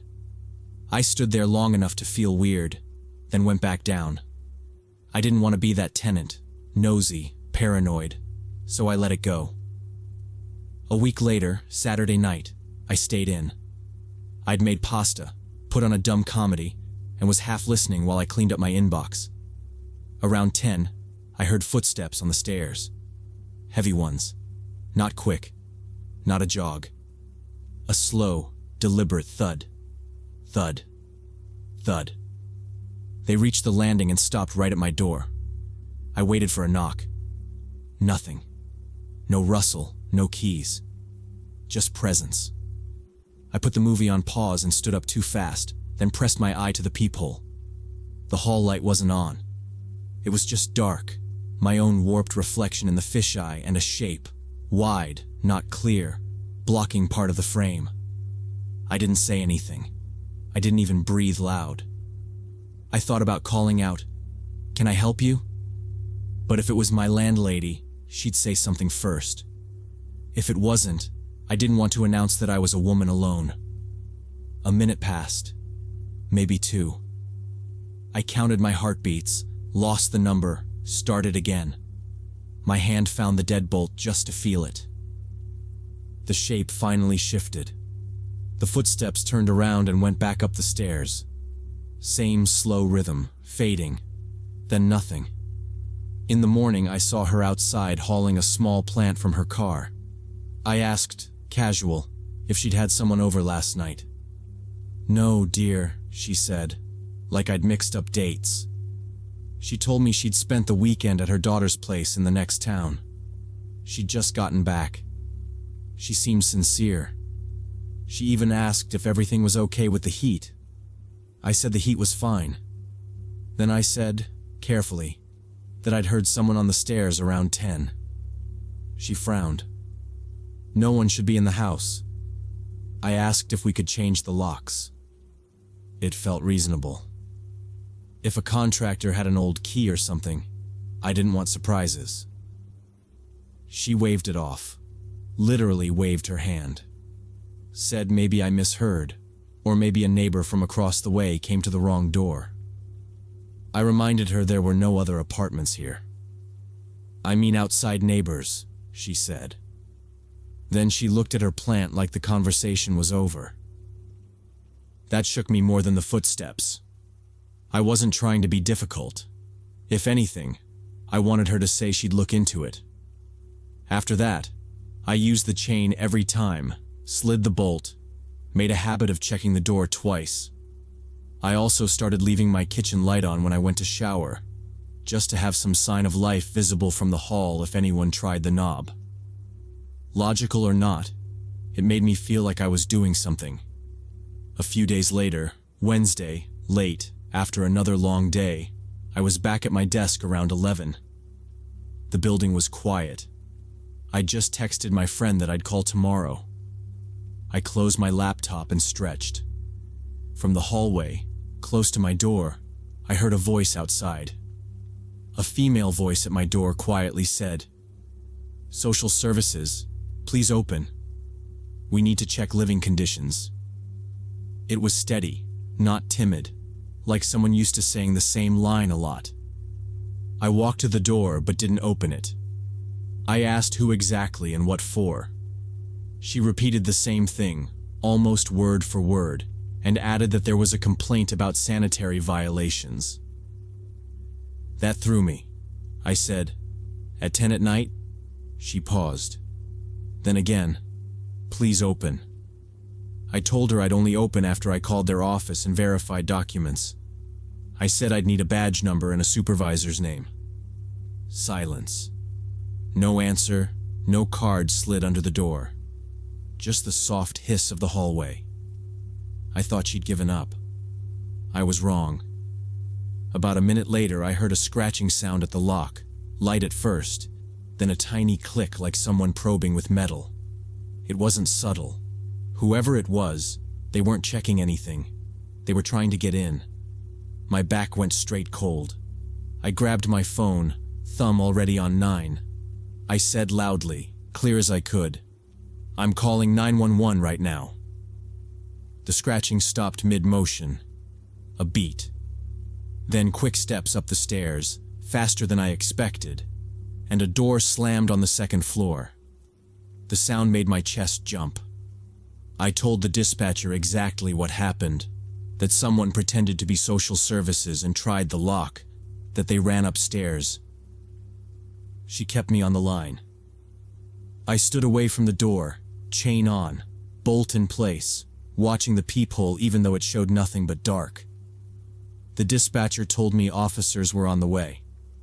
I gave them the address and said I believed the person went to the unit upstairs. I didn't say the landlady was supposed to be gone, but it was all I could think about. Police arrived in 15 minutes. I counted because I stayed on with the dispatcher until the knock. Portland Police. 2 officers came in, asked me to describe the voice, the sounds, the timing. I told them everything, including that the slam had come from the 2nd floor. They went up with flashlights, knocked on the landlady's door, called out. No answer. The door was locked. One officer pressed his ear against it, then shrugged. They checked the building entrance, the small yard, around the sides. Nobody. No cars had pulled in while they were there. They didn't act dismissive, just practical. One of them said, "It's unusual for social services to make night visits. If anyone claims that again, don't open. Ask for ID through the peephole and call it in like you did." They advised me to install a camera pointing at my door, maybe a wedge alarm, and to be careful. I asked if they could do anything about upstairs. They said unless they heard something or had permission, they couldn't force entry. I nodded. It made sense, even if it didn't feel helpful. They waited while I checked my windows, and then left. Next day I called in sick and packed. I wasn't going to wait for a repeat with better tools or a different excuse. I boxed my essentials, loaded my car in 3 runs, and texted a friend to let her know I was leaving early. Around noon, the landlady showed up. She saw the boxes and looked offended, not worried. She wanted to know what was going on, why I was rushing out, why I hadn't given notice. I told her someone tried to get into my apartment last night, claimed to be social services, and ran into her unit. She looked more irritated than surprised. "That's impossible," she said. She asked if I was sure it wasn't a prank from kids. I said kids didn't try a lock with a pick. She said if I left like this, she would keep my deposit. I said, "Okay." I didn't argue. I handed her the keys and left. I found a sublet through a friend by the end of the week. A month later, I heard from a neighbor down the street, small town chatter, that she had an adult son with mental problems who sometimes stayed with her, off and on, not officially on the lease. No arrests, no charges. I can't prove it was him. Nobody from social services ever contacted me. No complaints were filed. I never went back to ask questions or demand the deposit. Sometimes I think about how close my hand was to the deadbolt, how easy it is to turn, and I wonder what he planned to do pretending to be from social services.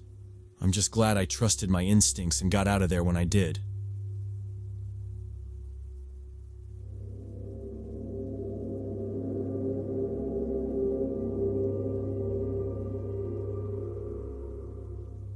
When I was 11, my parents signed me up for a new swim program at the community sports center.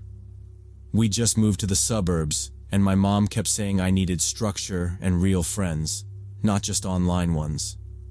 I actually liked the pool, so I didn't fight it. There were 2 coaches, Mark, about mid-30s, always joking and loud, and Jenna, younger clipped voice, whistle on a lanyard like it was part of her. First 2 weeks were normal. Stretching on the deck, drills, breathing, turns, timed laps. Mark nicknamed kids, kept it light, told me my kick was rocket fuel. Jenna wrote sets on a whiteboard and didn't care if we liked them. 12 kids in our lane group, 9 to 13, and the vibe was mostly just wet floors and arguments about who cut the lane. I didn't notice anything off then. If anything, I liked that Mark paid attention. He'd give a thumbs up after a lap or call out a fix, and I'd shave a second off. Routine. Predictable. The only weird moment I remember that early was him asking my last name twice like he wanted to remember it, and I figured that was just good coaching. Everything shifted after the internal meet. I won the 100 free by a touch, one of those finishes where you're not sure until you hear shouting. Mark found me in the locker room after practice a day later. He leaned on the tile wall while I was pulling on a hoodie and said he'd seen real potential, that with extra work, I could place at regionals. He offered 2 additional sessions a week, right after regular practice, free. He said he liked helping kids who care. I was 11, and that felt like getting picked for something important. I told my mom that evening at the kitchen counter while she rinsed vegetables. She smiled in that proud way and said, "If your schoolwork doesn't slip, yes." My dad didn't have an opinion beyond, "Don't overdo it." First extra session was nothing special. Streamline corrections, pacing sets, a few pointers on breathing. I went home tired and happy. Second time, while we stretched, Mark started asking a lot of questions that didn't sound like swimming. How were classes? Did I get along with kids? Was I ever lonely? Did my parents fight? He said it helped him coach, knowing what was going on at home. I answered short, not because I thought it was bad, just because it felt off. He kept nodding like he was taking mental notes. I told myself adults just ask stuff. He was the coach. He'd earned the right to be curious, right? Then the messages started. Mark added me on social media, and I pressed accept because he was already my coach, and other kids had him too. At first, he wrote about workouts, telling me to visualize turns, to hydrate, to stretch ankles before bed. Then it turned into, "How's your evening?" and "What's up, champ?" Once he sent a meme and said, "This is totally us." Some joke about going beast mode. I didn't know what to say to that, so I reacted with a laugh. The next individual session, he kept his hand on my shoulder while explaining turns, and he didn't move it for what felt like forever. Not squeezing, not gross, just there. 2 minutes is a long time when you're counting tiles. After that, he started stacking compliments. "You've got the frame for this. You're sharp for your age. You try harder than the rest." It sounded good, and also heavy, like it came with a bill later. When practice ended, he said he could drive me home if my mom was late because he was headed that way anyway. I said no, that my mom was already on her way. He shrugged and said, "Next time then." Like it was nothing. He asked again the next week, twice. I gave the same answer because my mom liked to see me come out of the building. He didn't argue, just smiled more than he needed to. Later, he wrote that the team should think about traveling for meets, and then added, "We could do an out-of-town competition. Less pressure if we go just us. Easier to focus." He said parents make kids tense. I told him my mom would want to come. He replied, "We'll figure it out," and dropped it. I didn't know why my stomach tightened reading that. Around then, Jenna made a throwaway comment during warm-ups. Phones away, eyes on the board. And Mark joked that his star could keep us out because he needed his splits. It was a joke. Everybody laughed. I laughed too, then felt stupid for laughing. One evening, my mom texted she was 5 minutes late, and Mark caught the moment like he'd been waiting. "I'll get you home faster," he said, keys out, all casual. I told him no again, said I'd meet my mom outside. He didn't push, just stood with me by the benches, talking low about training plans like we were co-workers. He asked if I told my parents how good I was getting. Then he said there were places we could go with this, and it sounded bigger than swimming. At the next extra session, during a rest, he asked if I ever got in fights at school, and if I kept secrets well. I said I didn't like fights, and I wasn't a liar. He smiled at that and said, "Good man." After practice, he brought up the travel idea again. Another city, better pool, better times. No distractions, he said. We could make a weekend of it. He said, "we," like it was just understood. I told him my mom never lets me go without family. He chuckled and said parents complicate logistics, then asked if I trusted him. I said I trusted my coach to coach. He nodded slowly like he'd won something I didn't realize we were playing for. When I walked out to the parking lot and saw my mom's car, I felt this weird chill even though I couldn't explain why. I started making excuses to skip the extra sessions. Homework, a pretend dentist appointment, sore legs. Mark messaged every day. "You okay? Are you mad at me? I miss our sessions." At group practices, he found me more than the others, hands on my back and arms, correcting things I already knew. I stepped away when I could. One night, the deck emptied early. Jenna went to talk to a parent. I stalled in the locker room, hoping other kids would come back for their bags. No one did. Mark came in and said we needed to talk. He sat next to me on the bench, too close, and put his hand on my knee. He said he felt hurt, that I was avoiding him when we had a special connection. I remember thinking I should say something adult, but panic hit, and all I got out was, "My mom's waiting." He said, "2 minutes." I pulled my leg away, grabbed my stuff, and ran out half-dressed. I never went back. I told my parents I was tired of swimming and wanted a break or maybe soccer. My mom asked if the kids were mean or if the schedule was too much. I said I was just done. She was disappointed but let it go. Mark kept messaging for a week, longer paragraphs about trust and how champions don't quit on people who care. I didn't reply. Then he sent question marks, then stopped. I blocked him and deleted the app because seeing his name made my stomach twist. For a couple nights I slept with my door cracked and my phone under my pillow, not for calls, just to feel like I had control. 3 months later, my mom came home from the supermarket, pale and quiet. She said she'd run into Jenna. They did small talk until Jenna asked why I quit. Mom said I was tired, school was busy. Jenna said, "That's a shame. He was talented. Good thing Mark is gone." Mom asked what that meant. Jenna told her another parent filed a complaint. Their son was my age. There were messages, attempts to get him alone, inappropriate comments. The center did an investigation, then offered Mark a chance to resign so it wouldn't turn into a public mess. He took it. My mom put the bags down and looked at me without blinking. She asked me to tell her why I really quit. I said there was nothing else. She said softly that she knew there was. I told her everything, piece by piece. She cried and hugged me and kept saying she was sorry she didn't notice. My dad came in halfway through and said we were going to the police. My mom said we could, but we didn't have to. That I didn't owe anyone more than I'd already gone through. That he was already out. They argued quietly. I said I just wanted it over. It's been 9 years and I still avoid pools. Even on vacation, I sit on a chair and say I'm fine. I keep replaying those weeks and thinking if I'd spoken sooner, maybe that other kid wouldn't have dealt with it.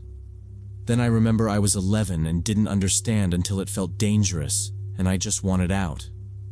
It helps, but the guilt doesn't vanish. I have a younger brother now. I tell him the same thing. If an adult acts weird, too many messages, too many favors, too much touching, tell us immediately, even if they call it a secret. Don't wait for it to get worse.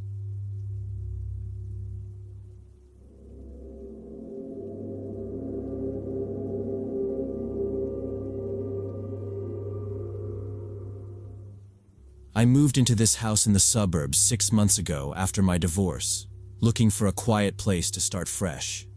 2 bedrooms, small living room, little front yard with a patchy lawn I keep telling myself I'll fix when tax season settles down. I work from home as an accountant, which sounds boring, and it is. But it pays, and I don't have to make small talk in a break room anymore. I leave for groceries, sometimes a walk in the park if I've been sitting too long. The neighborhood is calm, retired couples, tired parents, the occasional pack of kids on scooters, no drama. That was the point. I told myself I needed uneventful, like it was a vitamin. For a while, that's exactly what I got. In September, I decided the front fence made the house look abandoned, and I wasn't going to be the weird divorced lady with the gray fence. So I bought paint, laid out drop cloths, and spent a Saturday working from morning until late afternoon. It was warm, sunny, easy, music in my earbuds, coffee sweating in a tumbler that kept tipping into the grass. Around 4, a man maybe 50 walked down the sidewalk. Khaki jacket, clean jeans, a big DSLR on a strap. He stopped in front of my house, lifted the camera, and I figured the trees had his attention because the street had these bright leaves that week. He took a few shots, adjusted something, took a few more, then moved on. It didn't even register as odd. People photograph fall colors. It's the most harmless hobby in the world. 2 days later, I was out there again, finishing the other side, trying to beat the shade line. Same guy.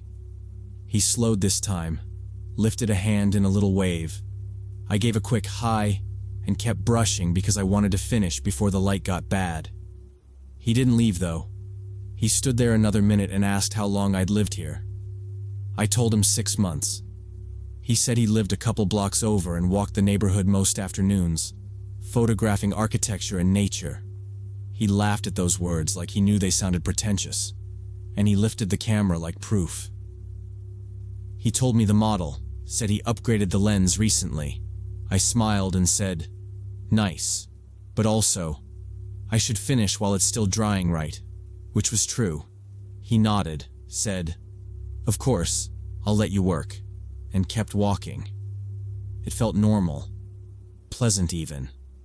A neighbor with a hobby. That was the story I wrote in my head. The next morning, I was heading to my car with my laptop bag because I do a once-a-week coffee shop day to remind myself other humans exist. He was on the sidewalk up the block, same camera, and he gave me that little wave again. I waved back, got in the car, and thought, okay, that must be his usual route. It didn't set off anything. People loop the same streets. Routines are how we stay sane. But then I saw him again that week. And again. Over the next 2 weeks, I counted. Well, not at first, but after the 3rd time I did. 6 more times. He always had the camera. I'd catch him a street over pointing up at branches, or angling toward a porch, or stepping into the road for a shot of the sky. Once I opened my front door to shake out a rug and saw him directly across the street, lens aimed in my direction. It wasn't like a sniper movie. He wasn't hiding. He was on the sidewalk, feet planted, just focused. I stood there a second because I was trying to make my face neutral. Then I stepped onto the porch. He lowered the camera like he'd been caught stealing candy and pivoted away. Quick, not embarrassed exactly. More like he didn't want a conversation. He kept walking. The very next day, around noon, I was in the living room on my lunch break, half watching a spreadsheet and half watching the street the way you do when you work near a window. I glanced out, and there he was again. Same spot as yesterday, this time already looking through the viewfinder. The camera was pointed at my house. I couldn't tell if the lens angle would see me, but I didn't test it. I stepped back from the window fast, the way you do when a bee comes near your face. I stood to the side, waited, listened for a shudder like an idiot. You can't always hear them. Told myself I was being ridiculous, then didn't move anyway. A couple minutes went by. 2, 3, and the quiet got heavy. I edged the curtain with a finger and peeked. He was gone. No retreating back, no camera, just empty sidewalk and a mail truck turning the corner. That should have been reassuring. It wasn't. It felt worse.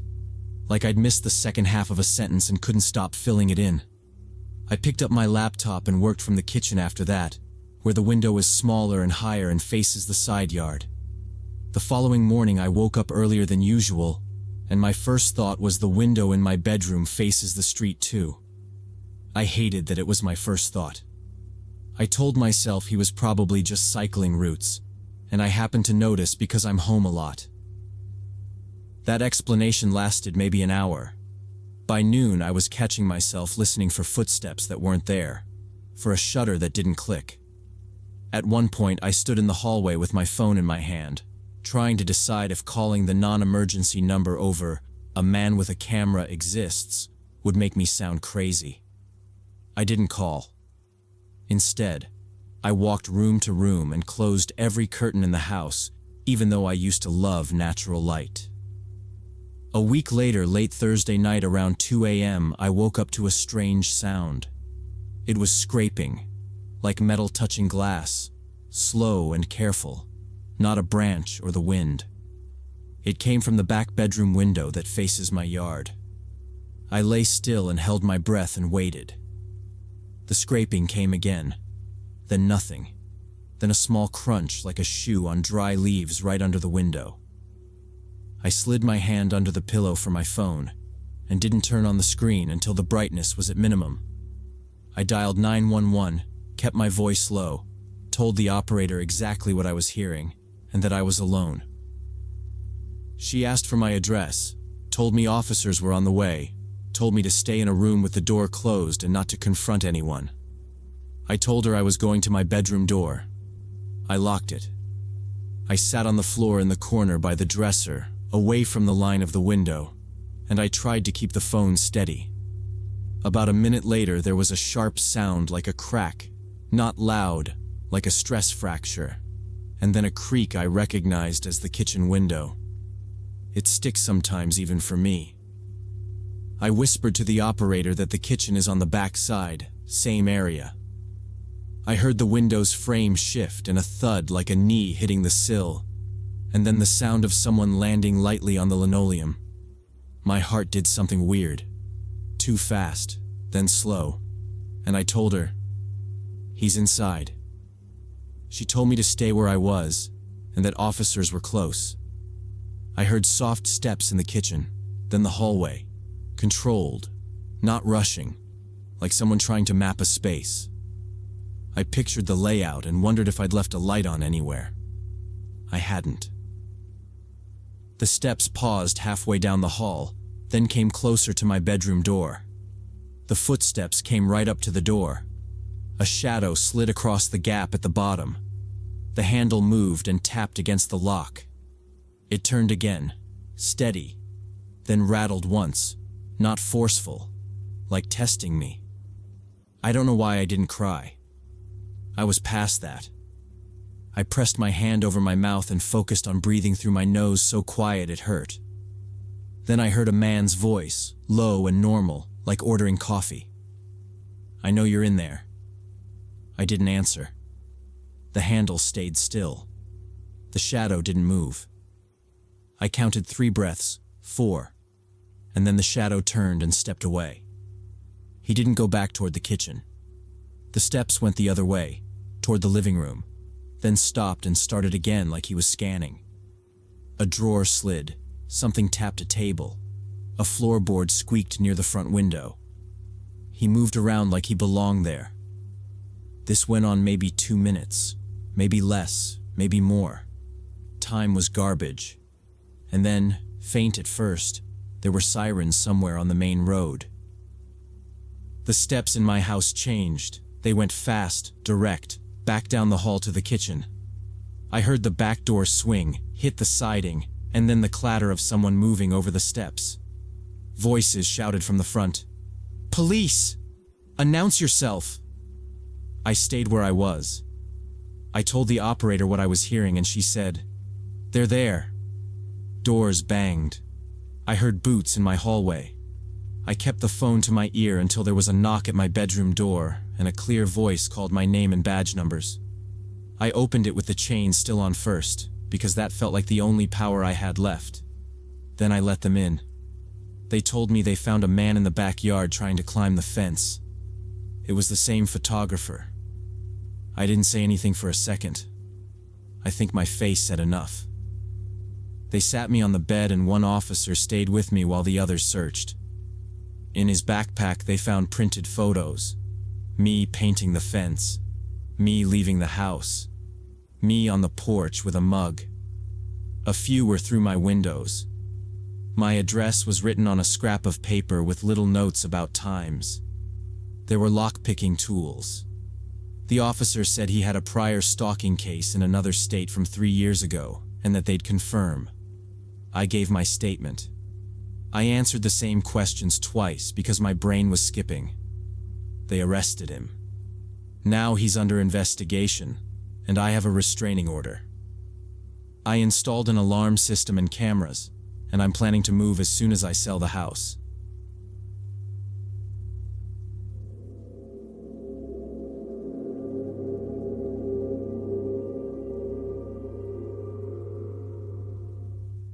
Growing up, I was always a night owl and had trouble falling asleep before 2 or 3 in the morning.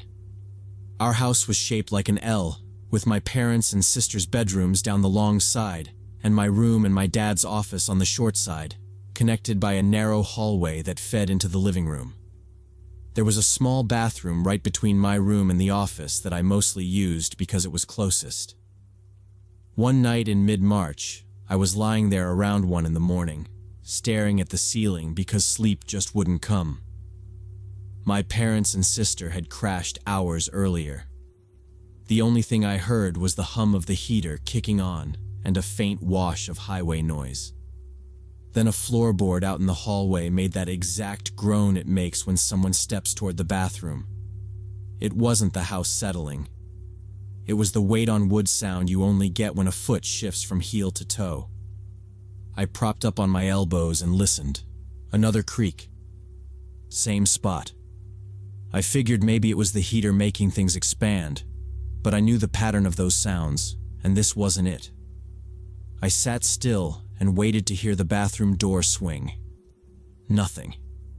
The silence that followed felt off, like when the refrigerator stops and you suddenly notice how quiet it is. I glanced at my clock, watched the minute change, and told myself it was probably my dad. He'd get up sometimes to use the bathroom and then head back to bed. Normal. Still, I stayed put because if it was him, he didn't need me talking at him from down the hall. I heard another soft shift of wood closer to the office. Then nothing again. I figured it was my dad getting up. But then I heard the door to his office open and saw a dim light seep across the carpet under my door. That was weird, because if he needed his office, he'd flip the overhead. He never bothered with the little desk lamp unless he was reading paperwork. I slid out of bed and padded to my doorway, careful not to hit the squeaky part near the hinge.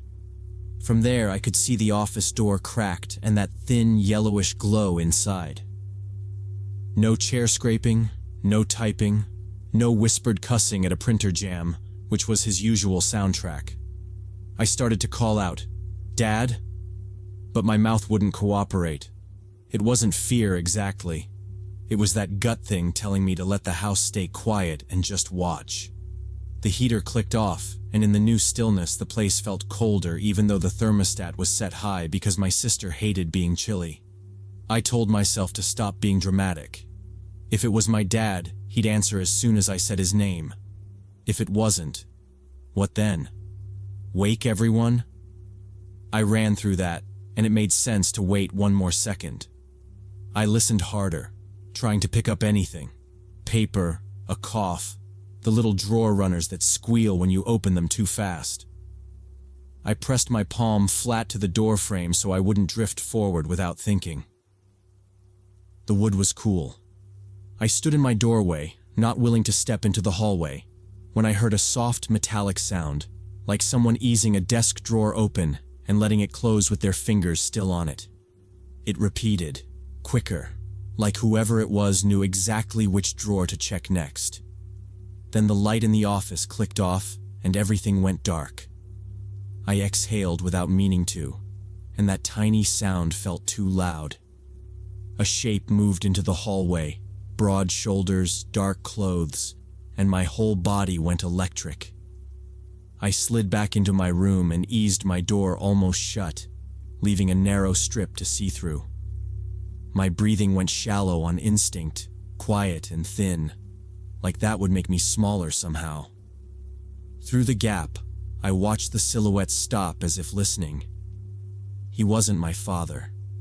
The knit cap, the way he held himself, it didn't fit.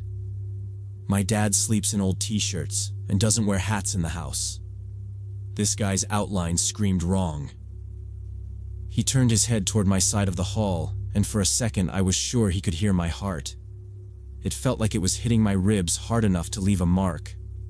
I pressed my tongue to the roof of my mouth to keep my teeth from chattering, which is stupid because I wasn't cold. He didn't look in. He kept walking, past my door, slow and steady, toward the living room and kitchen. His footsteps moved away over the spots I knew were loud, and he handled them better than we ever did. That detail stuck, like he'd learned the layout by practice, or he was just careful by nature.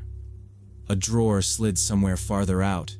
Kitchen this time, not the office. And then another. Metal on wood. Quick pause. Then shut. I stayed exactly where I was because if I stepped out and he turned back, there was nowhere to go but into him. Behind me, my phone lay face down on the nightstand. It might as well have been on the moon. If I reached, the door would shift, the hinge would pop, and this would turn into something else. I kept my eyes on that slice of hallway and tried to think in order. Wake my parents, and the noise brings him right back toward us. Call the police, and I have to talk out loud long enough to say the address. Hide, and I'm trapped if he checks rooms on his way out. Each option had a consequence that felt bad in a different way. The house wasn't big enough to make mistakes in. I stayed still, counting the spaces between his steps, waiting to hear if he doubled back, not knowing whether to wake my parents, hide, or call the police. But before I could decide anything, a heavy wave of exhaustion hit. My legs went dead, my eyes closed on their own, and I barely made it to the bed. I remember a door closing somewhere far away. Then nothing. I woke to sunlight and my parents' tight voices downstairs. Not breakfast voices.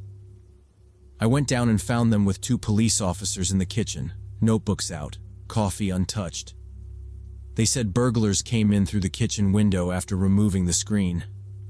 From my dad's office, they took his laptop and a folder of documents.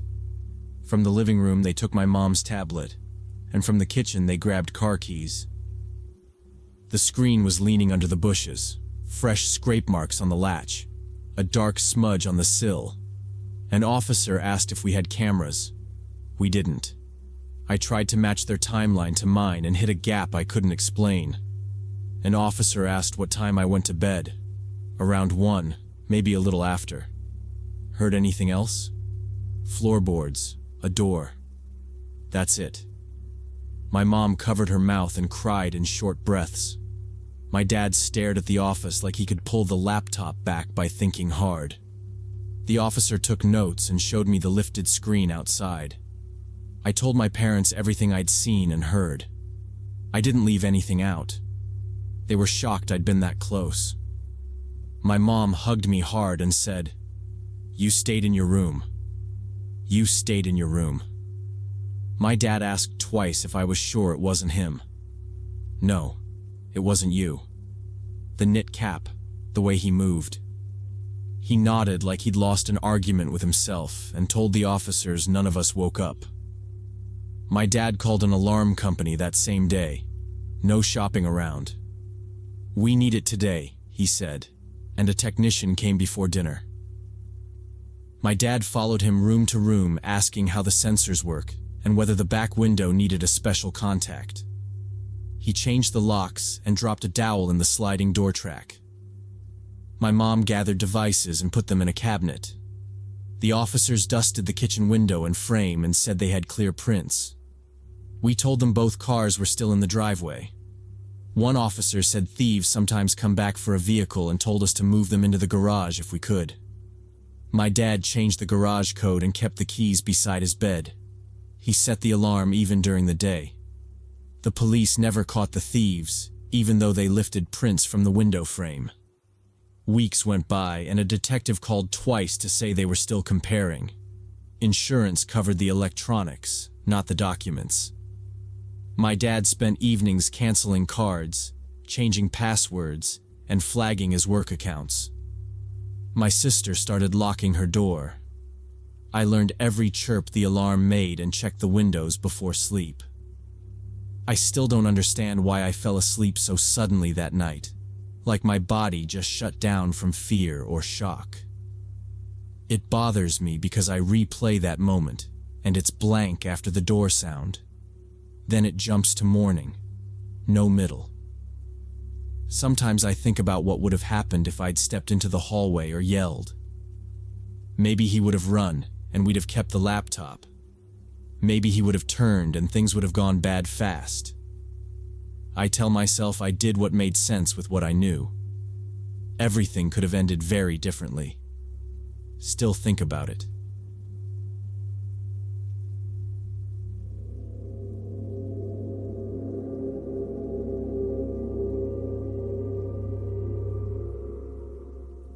When I was 22, living in a studio apartment near campus, I learned the hard way why you always lock your door. This was just a few months ago, right after finals week in December. I'd been pulling all-nighters for organic chem and linear algebra, running on coffee and whatever granola bars were left in the box. That Thursday, I got back from my last exam dead on my feet. I dropped my backpack by the door, meant to take a shower, and instead face-planted on the couch with my hoodie still on. The whole building felt empty.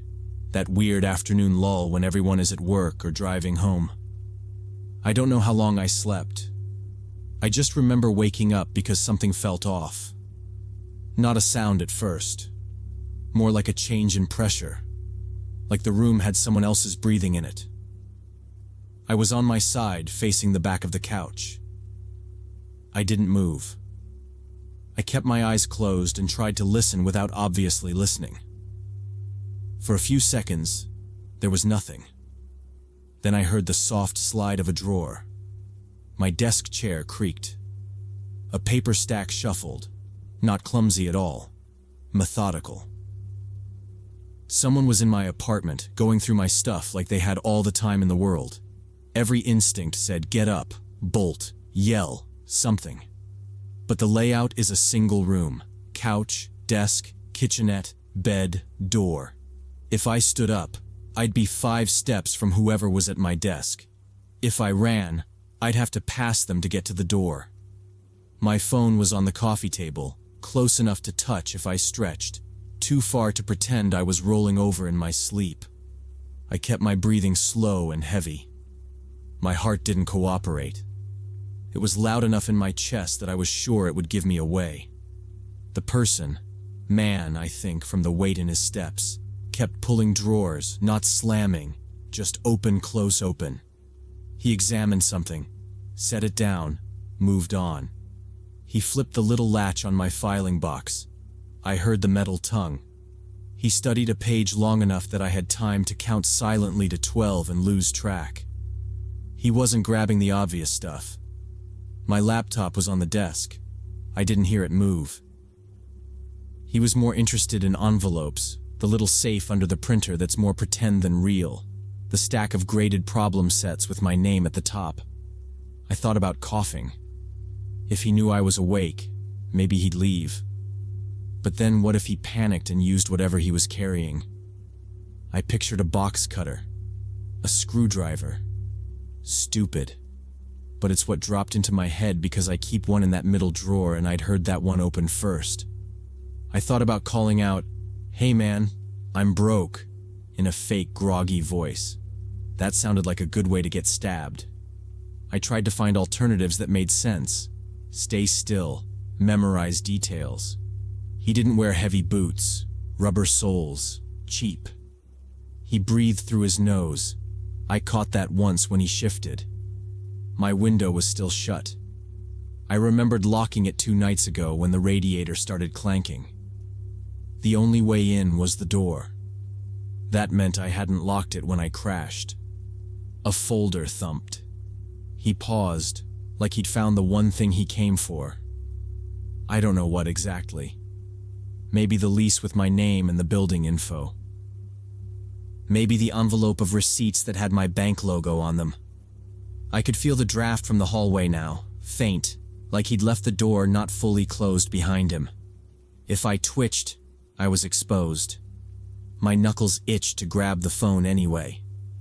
I flexed my fingers once and pretended it was a sleep spasm. Nothing from him.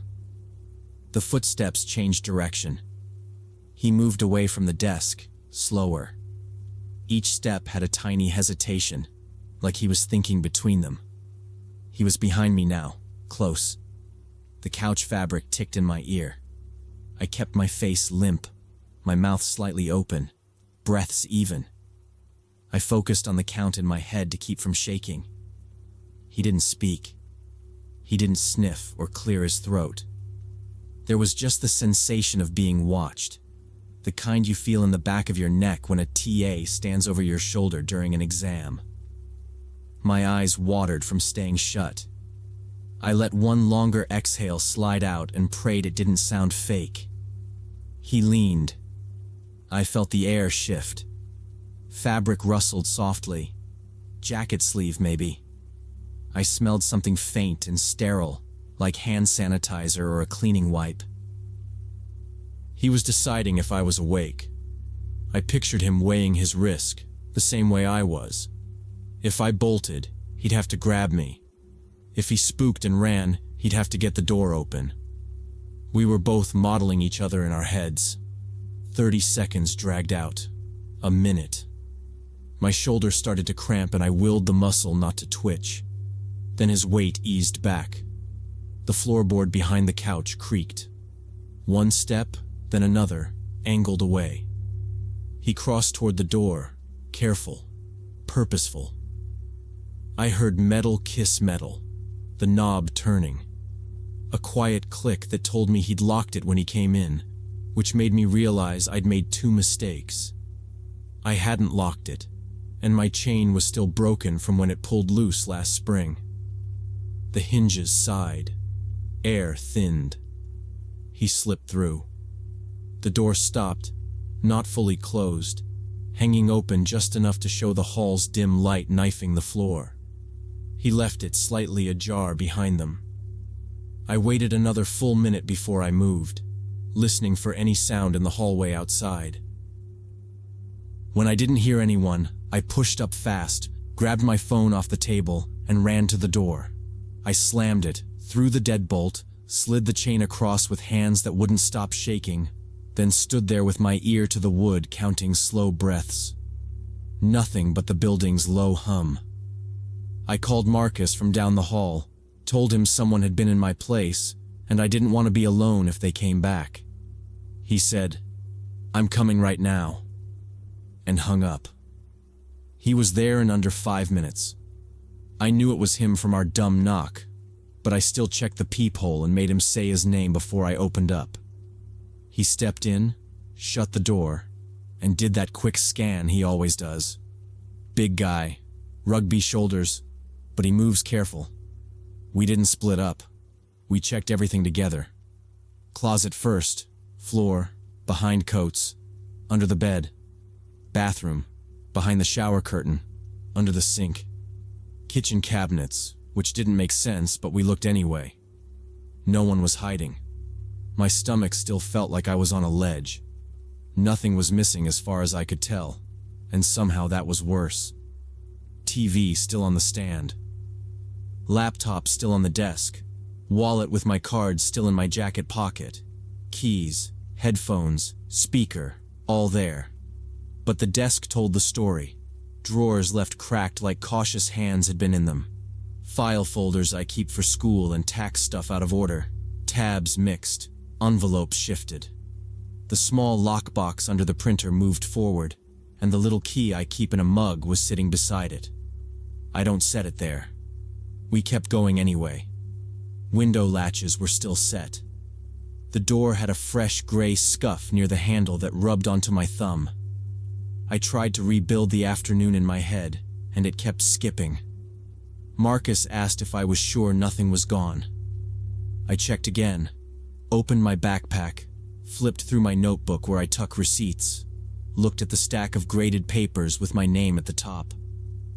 All there. He stayed quiet, eyes on the desk, and then pointed at the floor. There was a birthday card half under the chair leg by the desk. It shouldn't have been there. There was a birthday card on the floor that I'd gotten from my sister 2 weeks earlier. It had been in the top drawer of my desk. I picked it up, and that's when it hit me. The front door. I'd been so exhausted after my exam that I'd just walked in, dropped my backpack, and crashed on the couch. I never turned the key in the lock. Anyone could have just tried the handle and walked right in. I said that out loud, and Marcus nodded like, "Yeah, that happens more than you think." Then he pointed at the chain lock and said I needed to get one that resets by itself, and maybe a door sensor that beeps when someone opens it. He pulled out his phone and showed me examples, and I ordered both that night, sitting next to him on the couch because I didn't want him to leave yet. But what keeps me up isn't the stuff that could have been stolen. It's knowing that person stood right behind me while I pretended to sleep, that they looked through my folders like they were casing my life, and I have no idea who they were or what they wanted. My lease, my bank mail, something with my name on it. I triple-check the lock now, physically touch the deadbolt and tug the handle every time. I can't sleep facing away from the door anymore. If I hear footsteps in the hallway, I stop breathing and count until they fade. And even then I keep listening. Because the worst part is how easy it was, and how I didn't notice until I heard my own drawers opening.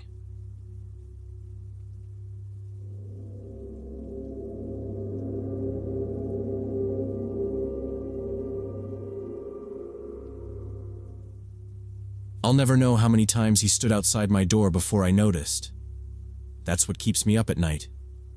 3 months ago, I moved into this townhouse on the edge of the city and got a job managing a car dealership. Last Wednesday evening, I came back from the gym around 10 and found a note tucked under my truck's windshield wiper. It said someone had seen teenagers with spray paint cans near my vehicle earlier that day and chased them off. The note ended with, "Stay safe. Your neighbor Tom."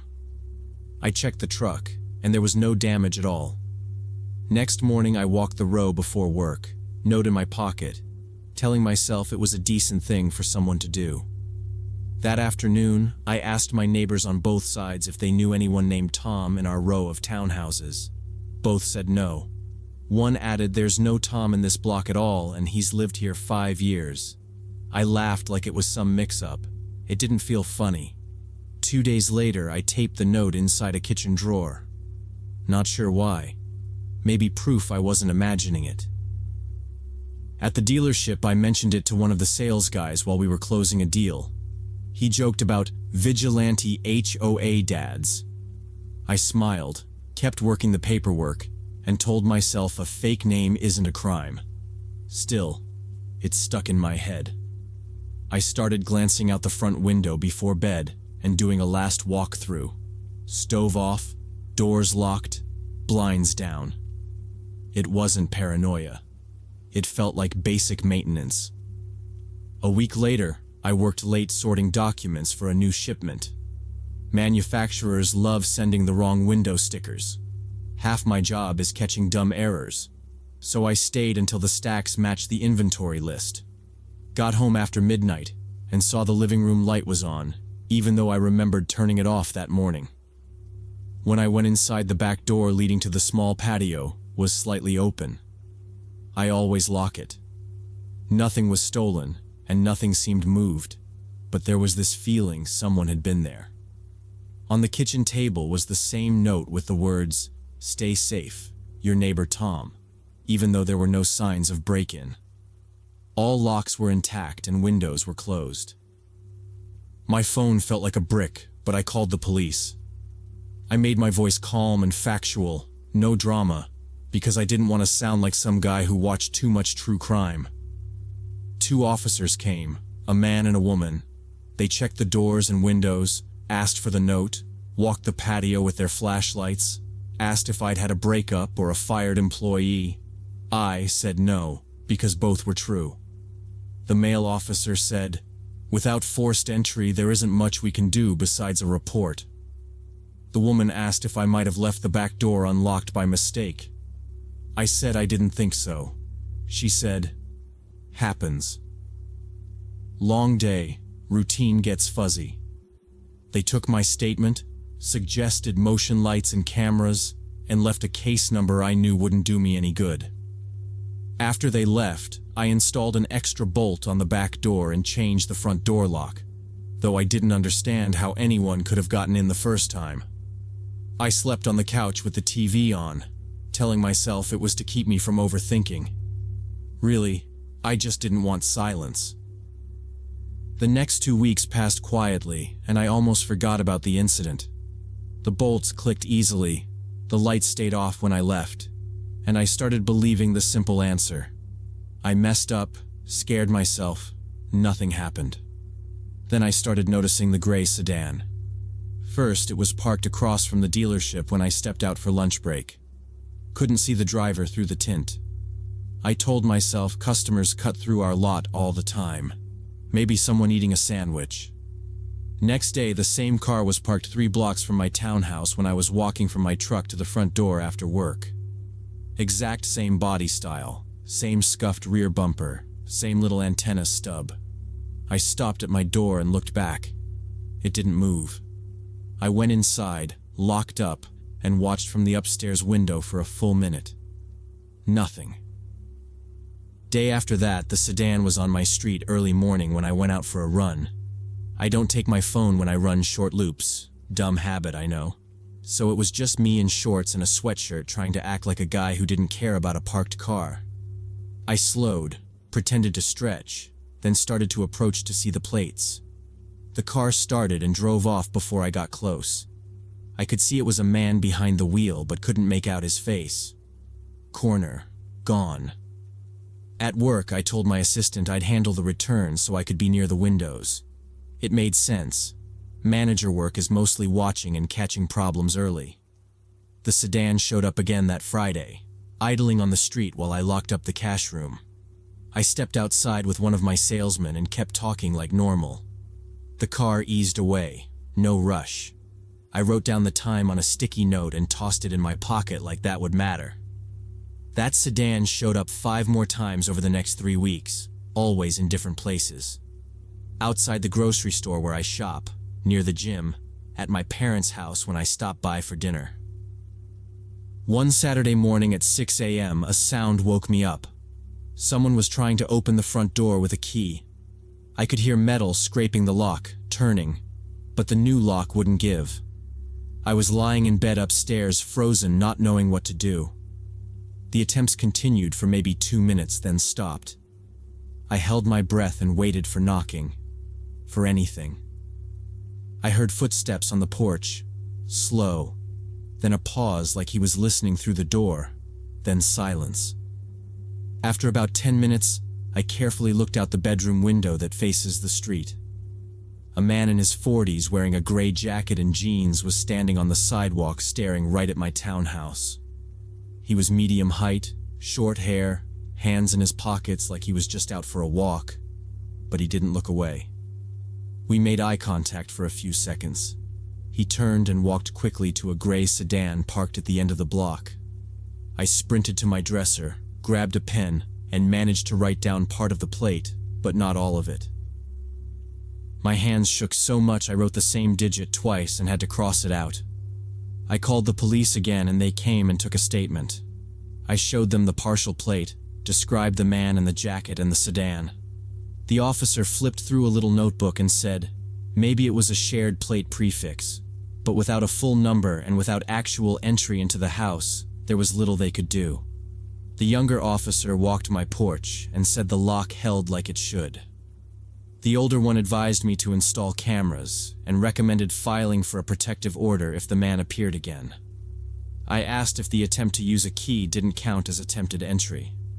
He said it might, but a prosecutor would ask how I knew it wasn't me leaving my own key half-turned. I didn't argue.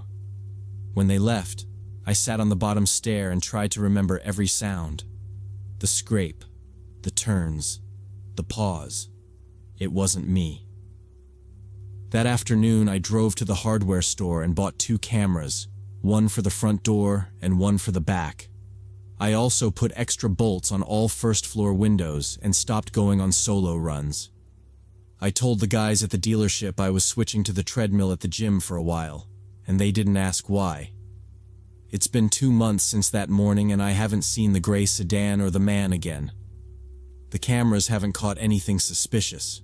Just delivery people, a stray cat, my neighbor's kid cutting across the patio once. No one at the door at night. No weird cars lingering. It should have made me relax. It didn't. Sometimes when I'm coming home I feel like I'm being watched even though I don't see anyone when I turn around. I started taking different routes from work, not because I think I'm clever, just to break habits.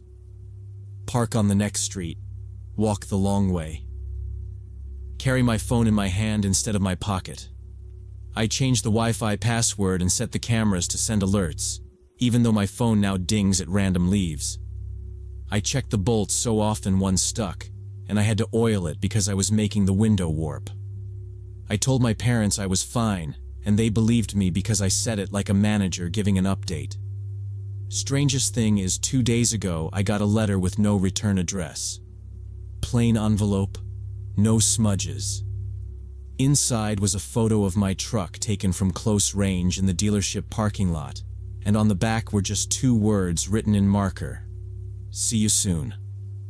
It wasn't a print from my cameras. It was a phone photo printed somewhere cheap. I took the letter to the police and they're analyzing it but haven't found anything yet. The officer asked if anyone at work had an issue with me. I said no. He said sometimes it's random, sometimes it's not. I still don't know who this person is, what he wants, or why he called himself Tom.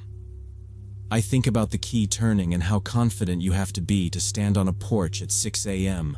and try a lock like it belongs to you. I think about the note under my wiper and the second one on my table, and the way the sedan drifted off every time I moved toward it.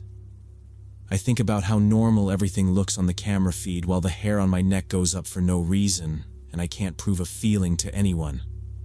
And I keep telling myself that changing routines and stacking locks isn't giving in. It's just giving whoever he is less to work with, because I'm not letting him decide what my life looks like, even if all I can do right now is wait and keep the door from turning.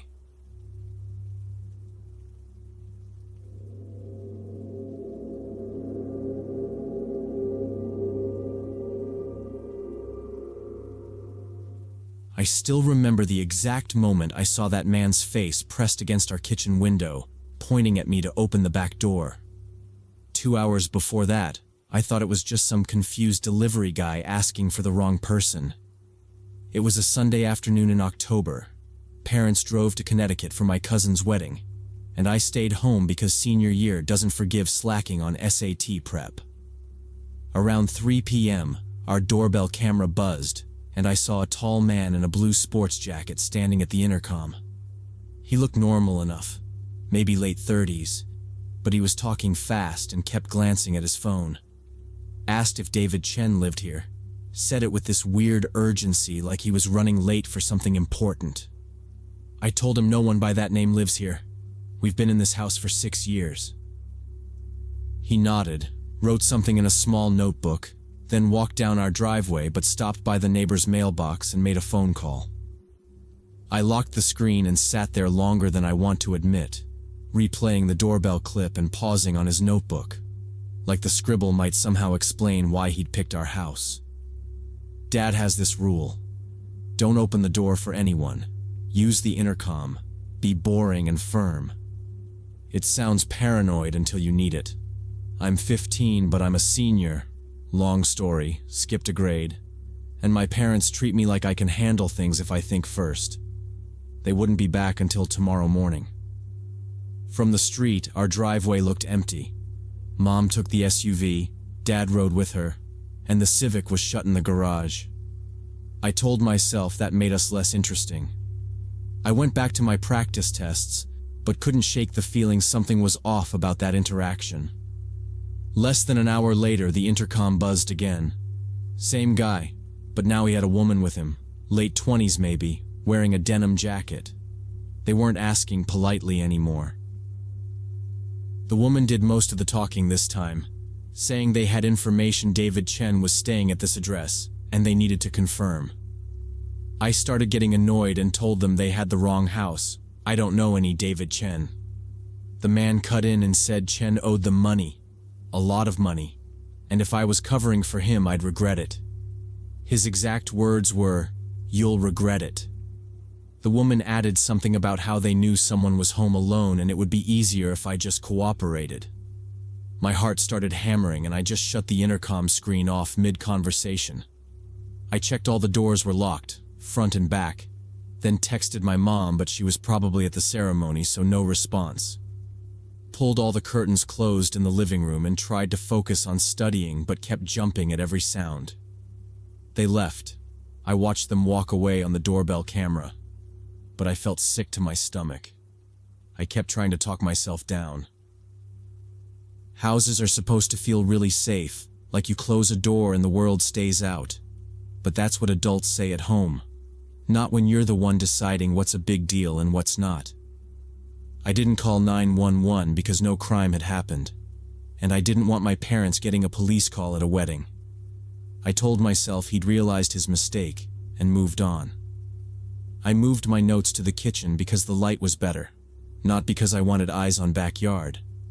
That's what I told myself. Around 5 p.m., I was sitting at the kitchen table working through math problems when I heard a noise from the backyard. Our back door is mostly glass. I looked up and nearly dropped my pencil. The same man from before was standing on our back porch, maybe 10 feet away, staring right at me through the glass. He made a gesture with his hand like, "Come here, open the door."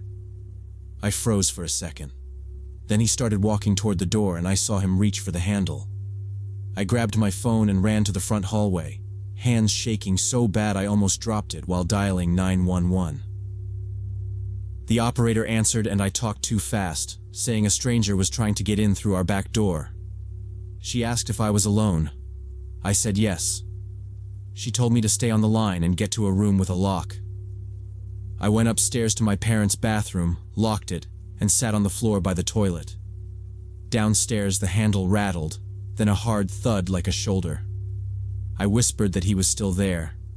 She told me keep talking so she could track updates.